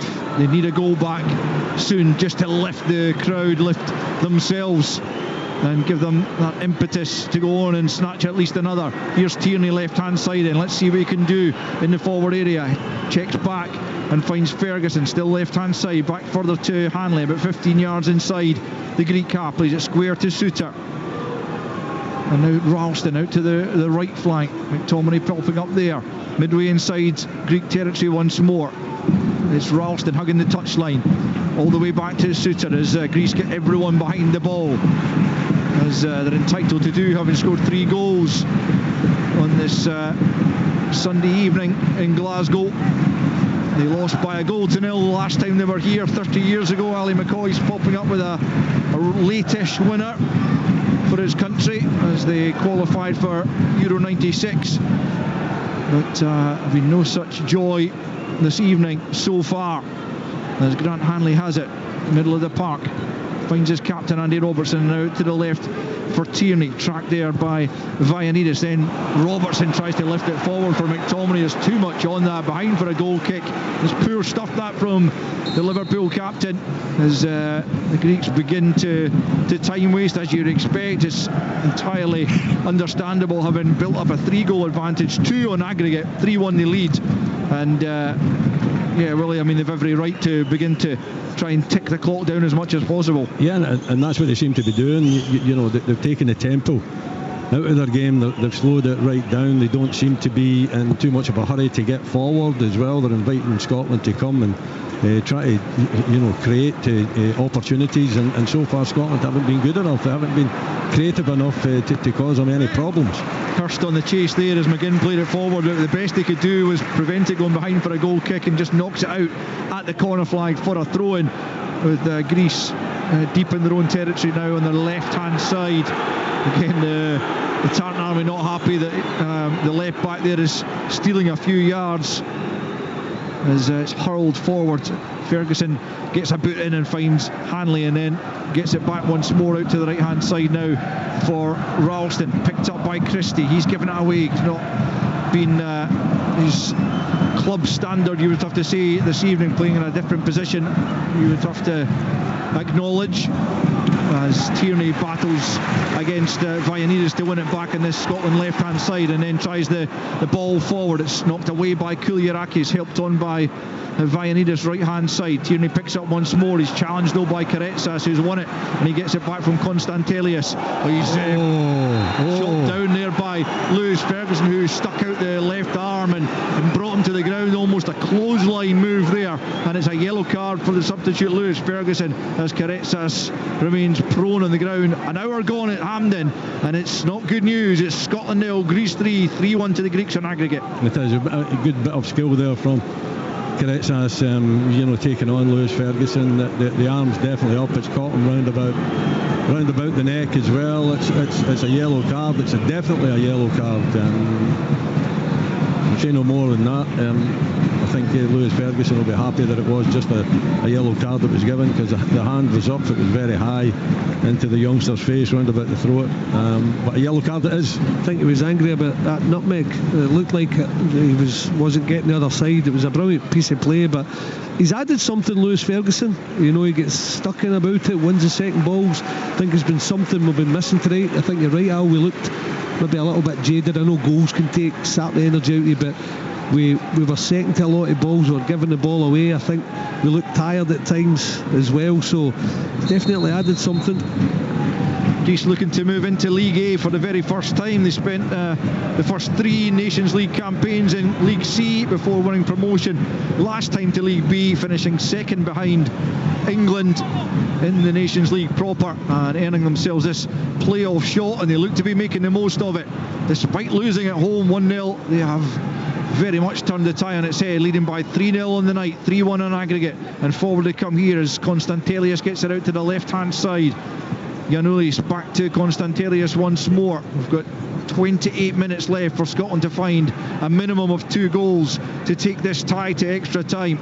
It looks a big ask just at the moment, the way things are going, as Konstantelius plays out to the right hand side to Karetsas, who's thoroughly enjoying his first international start out there, and big things are expected of him, and you can see why in the little cameo he played out in Athens, and certainly the finish he provided to give Greece a 2-goal advantage tonight, since added to by Solis. 3-0 they lead here this evening at Hampden, 3-1 over the course of the 2 legs, as Zafiris picks up possession and gets out to the left hand side midway forward as Greek try and manufacture another attack that looked to come off the arm of one of the Greeks there, as Tierney though picks up possession and comes forward down the left hand side into the feet there of Hurst, tries to play the 1-2s, asking a lot of Tierney to get there, and in fact Vianidis gets there first, knocks it back to his goalkeeper, and the Scots we complimented on some of their passages of play, some of the slick passing in the first half before things began to go awry, but that has completely gone now from their game. They're finding it difficult to string any passages of play together, but here they come forward. It's Christie out to the left hand side for Tierney, well advanced, forward comes Robertson as well. Tierney checks inside, finds Ferguson about 30 yards from goal, plays it square to McGinn, tries a ball round the corner, doesn't come off. Ferguson gets it back to the right hand side, and it's Ralston with the crossing opportunity. In comes Christie, couldn't make anything of it. Claims for handball, nothing given by the referee. Tierney picks up inside the box. It's Robertson pinks it towards the back post. The header comes in from Hurst, but it's way off target, and the goalkeeper doesn't need to pick it up immediately. He just bides his time, waits for Hurst to close him down, and now he lifts it. Didn't see anything in the handball claim, Billy, did you? No, I didn't, but it's better from us again going forward. It's just the final stand-up cross from Andy Robertson. I thought maybe Hurst could have just cushioned it. He was never beating the goalkeeper from where he was, and maybe cushioned into McTominay's path, but we're getting desperate. We look as if it's one of those games where we're desperate. We need a goal that would give us the energy required to maybe get a draw. Yeah, that would be extremely acceptable right now if they could get it back to 3-2 on the night and take it into extra time on aggregate, but with 25 to play, it does not look promising as Karetsas puts it through the legs of Robertson this time. He says he doesn't look at who he's playing against one-on-one, and here he is trying to get on the end of it. Robertson getting back well to cut out the 1-2. Down goes Karetsas. Pavlidis comes back across to win possession, and Greece have it through Konstantelius, pokes it forward for Pavlidis. He's digged over Craig Gordon. John Suter, as he kept that off the line, I think just about that has been prevented from crossing the line. It's an unbelievable bit of defending from John Suter, as somehow Pavlidis got in between Hanley and Gordon, lifted it over the keeper, but Suter was there to prevent it going over the line and prevent it going 4-0 Greece, and Scotland by a whisker survive on that occasion. Oh, it's close, isn't it, really? You know, in these circumstances you've just got to sniff out the danger, and John Suter certainly does that. He keeps it out, there's no doubt about that. It's clear that it's not over the line, but once again, you know, the Greeks opening is up, Pavlidis getting the opportunity, and I wonder who made the pass to Pavlidis. I think it was Konstantelius. Of course it was Konstantelius. He's still a major threat that Scotland have got to try and deal with. I thought we should have had a free kick on Robertson just before that, but anyway, yeah. It's just excuses. And then I think Hanley's got to handle it better as well. He tried to put his body in the way and run past the ball, which let Pavlidis get the chip in, but we were lucky. It could turn ugly if they get a fourth, you know. Tierney ball in's cut out easily by Mavropanos. Nothing Scotland do at the moment is coming off as Hanley gets the ball forward. Returned by Zafiris, flicked on by the playmaker Konstantelius, still just 22, and pulling the strings out there, scoring the first, creating the second and third for Greece to give them a 3-goal advantage here at Hampden. 3-1 on aggregate, as Scotland look to be heading back to League B in the Nations League, and they can pull off an incredible comeback in the closing stages.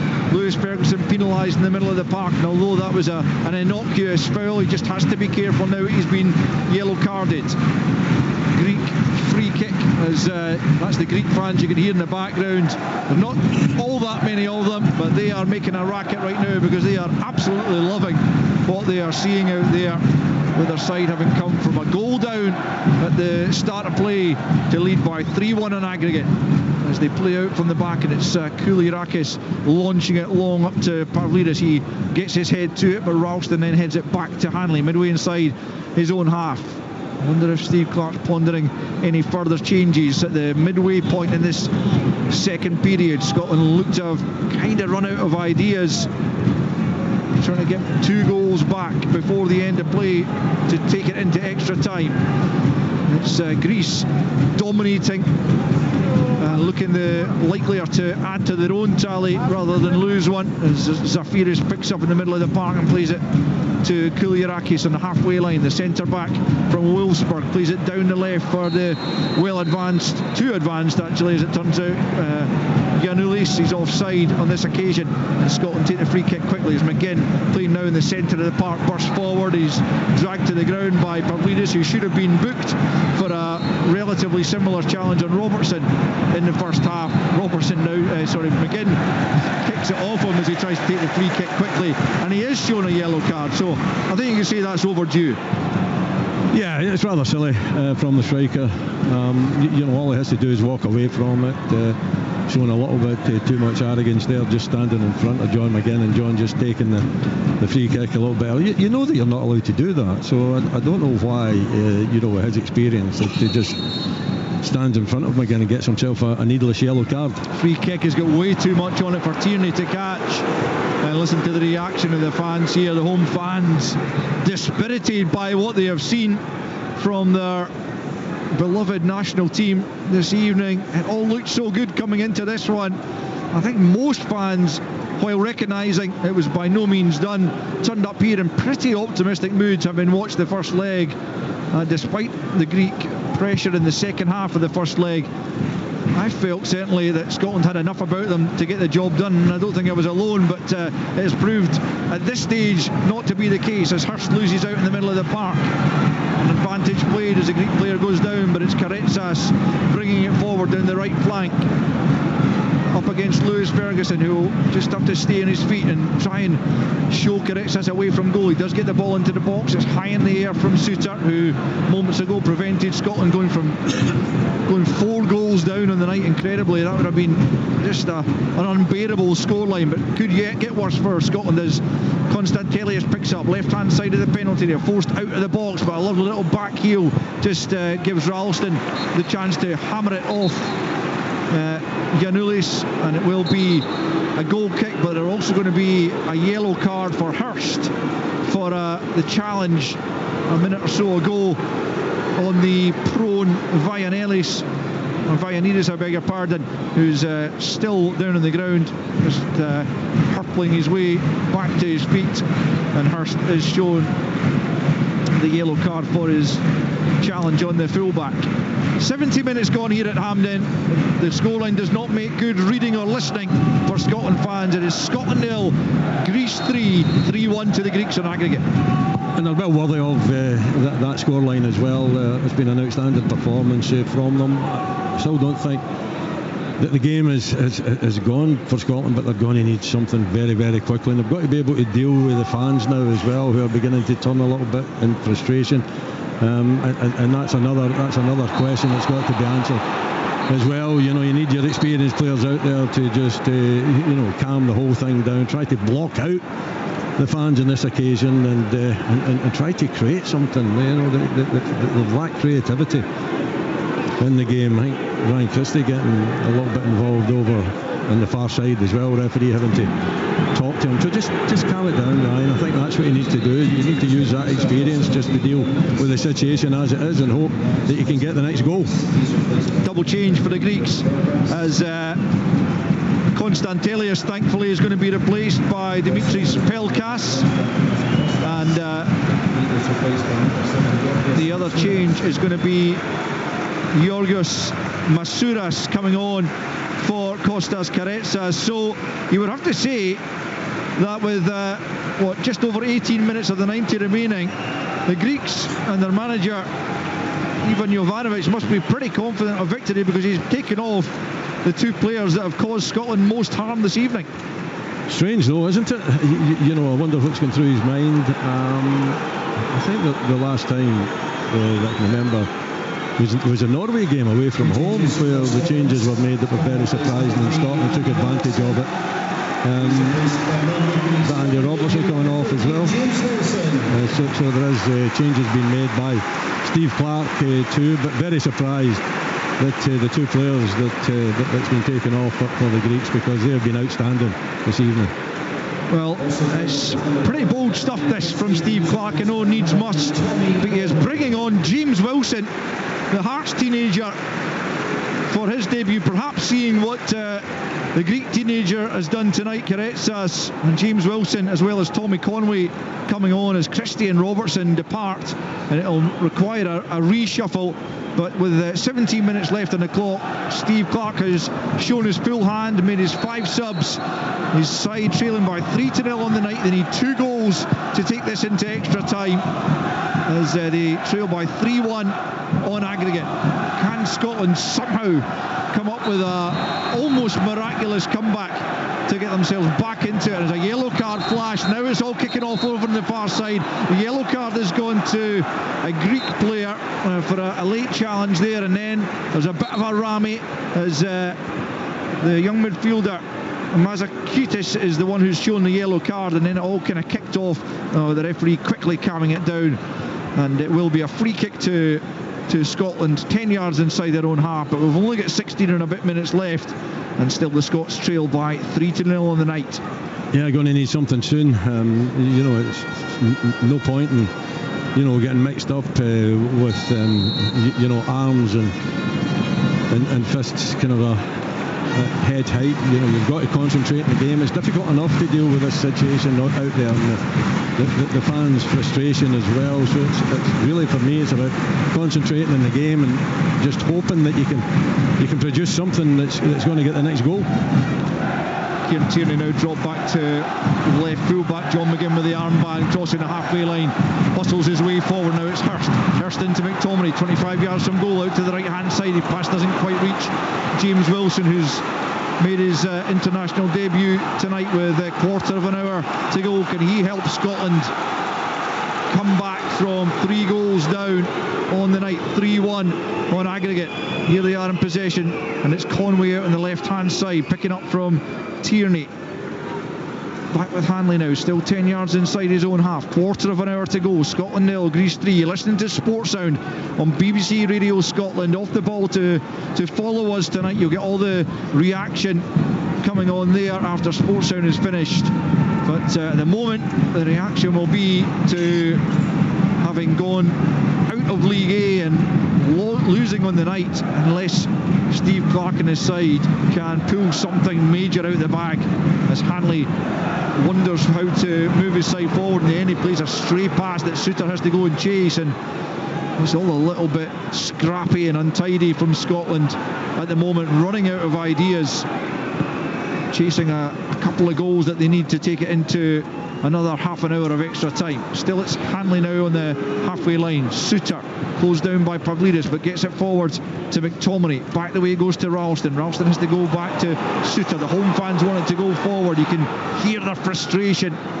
The players just have to continue to be patient, play the way that they believe can get them the goals, not try and force it. But it becomes more and more difficult not to force it, the more desperate you become, as Conway tries to poke the ball forward. It's out of one of the Greek substitutes in the shape of Masuras on his near side. It'll be a long throw in here potentially from Kieran Tierney coming in. About midway inside the Greek half. He's going to launch it into the penalty area though. Can Scotland get first to it? It's Mavropanos who wins it, but Conway gets it down to McGinn. Now it's Tierney almost at the byline, tries to force it across the penalty area. It comes off the full-back Vaianidis. It's a Scotland corner. Yeah, you just got to keep the ball in their final third, haven't you? And the Greeks have kind of given up territory. They're just going back when they get possession. They just want to run the clock down. They're just trying to make it difficult for Scotland. Scotland have got to be patient, but they've got to keep the foot in their throat as well. John McGinn, left-hand side with the corner kicks, out swinger, headed away by Pavlidis, comes out to Conway, takes one touch, shot's blocked, tries to get it back out to McGinn. He's done well. The Middlesbrough forward, McGinn sweeps it in, it's off the head of Hurst, about 10 yards from goal, and it's well off target from the Ipswich man. No real threat there to Solakis' goal, and after 77.5 minutes it remains Scotland 0, Greece 3. He's stretching for it, Hurst there. Is Souter not in a better position? I think Souter should give us think that as well, Willie. Souter's on the run, he sees it coming, maybe a shout, maybe Hurst doesn't hear him, but he's on the way back, and to score for there is nearly impossible with John Souter behind him. I think we're going to have to be more direct now. I know the Scotland fans won't want to see that, but we have a front four at times with McTominay, Hurst, Wilson and Conway, and we can't play through the midfield. We've got a couple in there, but it's not wingers, it's more strikers we've got in that front line now. Free kick to Greece over on the far side, midway inside the Scotland half. They've got Scotland exactly where they want them. The Greeks, they have played this game absolutely beautifully. And Ivan Jovanovic down there, a figure of calm, the Serbian, led Panathinaikos to the Greek Cup not so long ago, their first trophy in 8 years, and now he is on the verge of leading Greece into League A for the first time, and that would be quite the achievement. They've won 6 of the last 8 games, and they're on the cusp of making that 7 from 9, and another wonderful away performance, having won at Wembley. They are looking very much like they are going to win at Hampden as well. It's difficult to see a Scotland come back with 11 minutes, but we continue to be hopeful that Scotland can somehow find at least 2 goals to take it into extra time. As they have the ball in the middle of the park, not going anywhere fast, as Ralston goes back to Souter, still midway inside his own territory, plays it square to Hanley. He's going to be quickly closed down, but does get the ball to McGinn, and then forward to McTominay. McTominay's giving it away. It's a terrible pass, and now Pavlidis coming forward. If Greece can get another, it's all over. Can't get the pass away though. Hanley steps in and then does well to find Tierney. Scotland can come forward, and it's up to Hurst on the halfway line.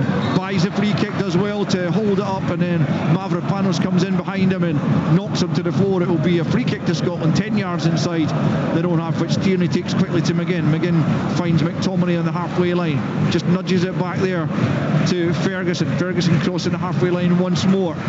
Infield to McGinn. Scotland need a few heroes out there. McGinn and McTominay are the ones that have stepped up so often, and they need them more than ever right now. Back with Ferguson, just 10 yards inside the Greek half, with everyone behind the ball for the white-shirted Greeks, as Hanley plays it short into McGinn, forward for McTominay, and back with Ferguson. Can Scotland try and manufacture something here? It's a good play from Ralston on the right hand side. Eventually though, a double team of Greek players managed to win the ball from him, and they can clip the ball forward into Pelkas there with his back to goal.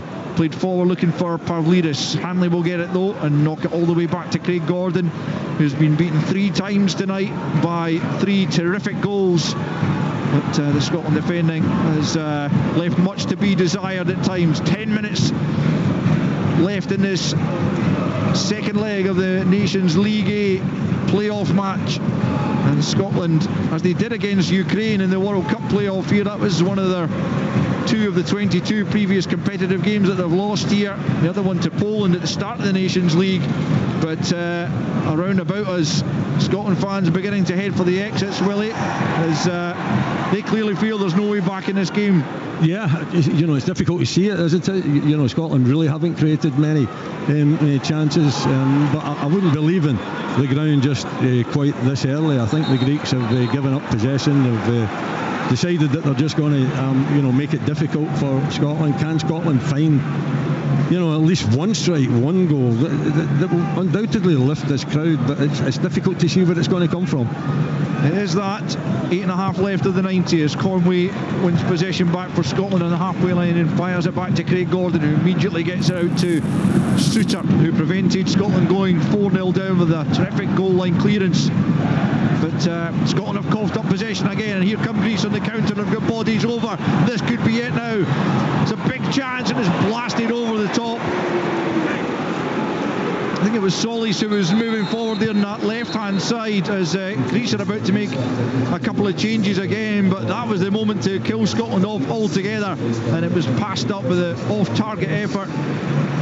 Another big chance, though, wasn't it? And he's got plenty of time there. He's got plenty of time to hit the target. You think at the very least that's what he's going to do, Solis. And it's a great weighted pass to him. Takes a nice touch and then balloons it way over the bar. Big opportunity, but thankfully for Scotland, wasn't taken.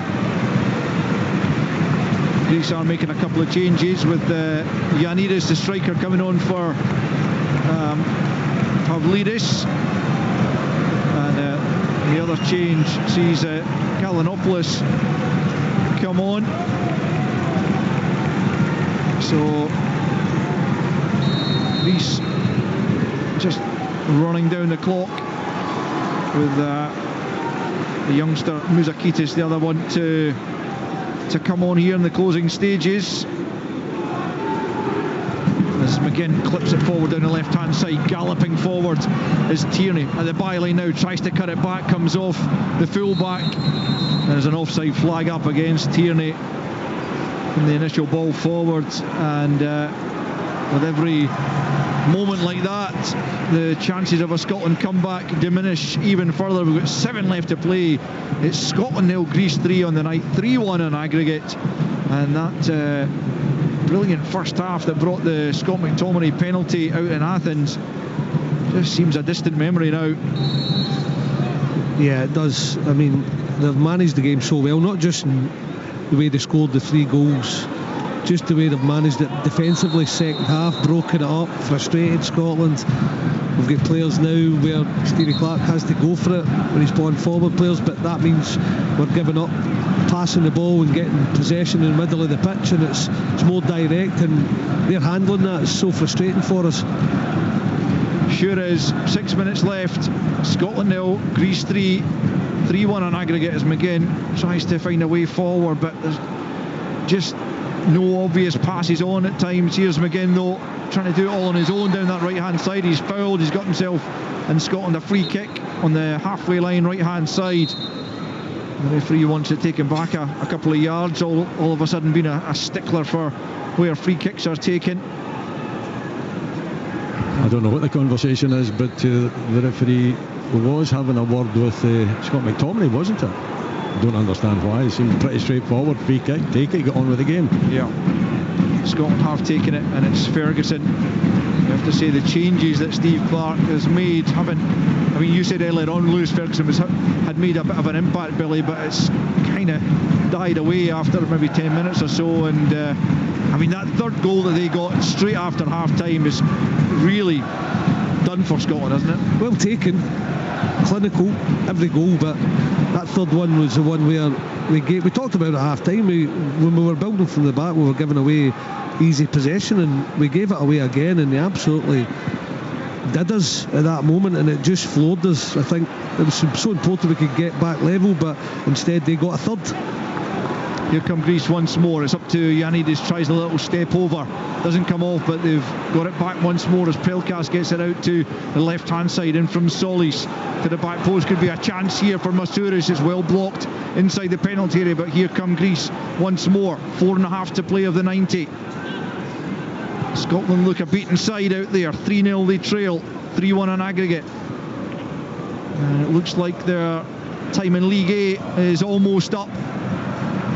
It'll be back to League B after the World Cup, but with the World Cup qualifiers to come after a couple of friendlies in June, September, and Greece will be in there. And this result, you would have to say, I think we spoke previously about laying down a marker for the World Cup qualifiers. I think that's exactly what Greece have done tonight, Willie. They've been really impressive, haven't they? The quality of their finishing has been at a really high level, but generally throughout, the way they keep the ball, the way they interlink, their passing movements, their creativity has been really up there. You're looking at this as being a really top-class performance, and having to go up against them again in the World Cup campaign. Mind you, the goalkeeper given possession away like that, we still might have a chance in this game, but it's been a top quality performance from the Greeks, there's no doubt about that. It really has. Solakis just kicking that out of play, and Scotland get the throw in, which is taken. Now McGinn, right hand side, about 35 yards from goal, but Greece still hunting Scotland down, no easy way through. Can't remember Solakis being troubled in this second half. He had a good save from McGinn in the first period, had to deny McTominay in the early stages of the first half, but second half Scotland have been unable to find a way to hurt Greece, and Tierney from 20 yards inside Greek half has to go all the way back to Craig Gordon, greeted by boos round Hampden as Souter picks up, plays a short ball to McGinn, who tries a big switch of play out to Tierney. It's all just a little bit forced at the moment as Conway loses out in a 50-50 in the middle of the park, and it's out for a throw-in on this near side to Scotland, taken quickly by Tierney. Sole shot with the return pass from Ferguson, and with a couple of minutes left of the 90, it's going to take something very, very special for Scotland to get the 2 goals they need to force extra time. Hanley fires it forward, way too much on it. Boos ring round Hampden. Sums up Scotland's performance tonight. It has simply not been good enough. No, it hasn't. And passes like that from Grant Hanley, at this stage of the game, it just leads to frustration from the crowd, and also frustration from the players out there. There's plenty forward-thinking players there. I know you've got to play it long, but you've got to try and find a target, haven't you? You've got to, make your passing much more accurate than that one. It's just playing right into the hands of the Greek side. Ferguson heads it forwards. Mavropanos on the retreat just turns under pressure from Hurst and knocks it out of play on this near side, the Scotland left. Throw in to be taken by Kieran Tierney. We've got just over a minute left of the 90. Scotland need a significant amount of injury time to be added on here if they're to have any hope of finding the 2 goals they need to force extra time. Tierney lining up another long throw. Maybe, just maybe, if we can get one back here, there is time for a second, but it has to come soon. Tierney into the box. And Hurst can't reach it, but it's off the head of Mavropanos and out for another throw-in. That bit nearer the Greek goal, about 15-20 yards from the corner flag. The referee is having to stop play as a Greek player down in the penalty area. I'm not entirely sure what, if anything, happened to him, as he's now back on his feet. I think it's Zafiris. He's just been checked by the referee as these seconds tick by and just take Greece that little bit closer to the victory you would have to argue they thoroughly deserve over the course of the 2 matches, and certainly this evening. Yeah, they're just trying to break it up, aren't they? They're trying to, what's that down there? 4 minutes. Yeah, four is really not enough, you would have to imagine, for Scotland. But anyway, Tierney still waiting to take this throw in left hand side. The referee still trying to sort things out in the penalty area. I would take a grand finale, meaning that we've scored for this throw in, but I can't see it. And it comes, edge of the 6-yard box, flicked in and into the arms of the goalkeeper, and every little bounce inside the penalty area has gone the way of the Greeks, and a little bit of good fortune that Scotland enjoyed in the first leg when they got that penalty has deserted them tonight, and I think the phrase is you make your own luck, and the Greeks have deserved everything they've got tonight. I don't think even the most passionate Scot would argue that Scotland have deserved to either win this game or win the the tie overall as Tierney battles away out there. The ball's out for a Greek throw-in with almost a minute of the 4 added on. Greece are about to make another change with their final one of the evening, and it'll be Panayotis Retsos to come on in place of the man who really buried Scotland with the 3rd goal tonight, Christos Solis. He makes his way off, and the Greek fans away to our left, what would you say, there's maybe a couple of thousand of them, but they are making a right racket, and deservedly so.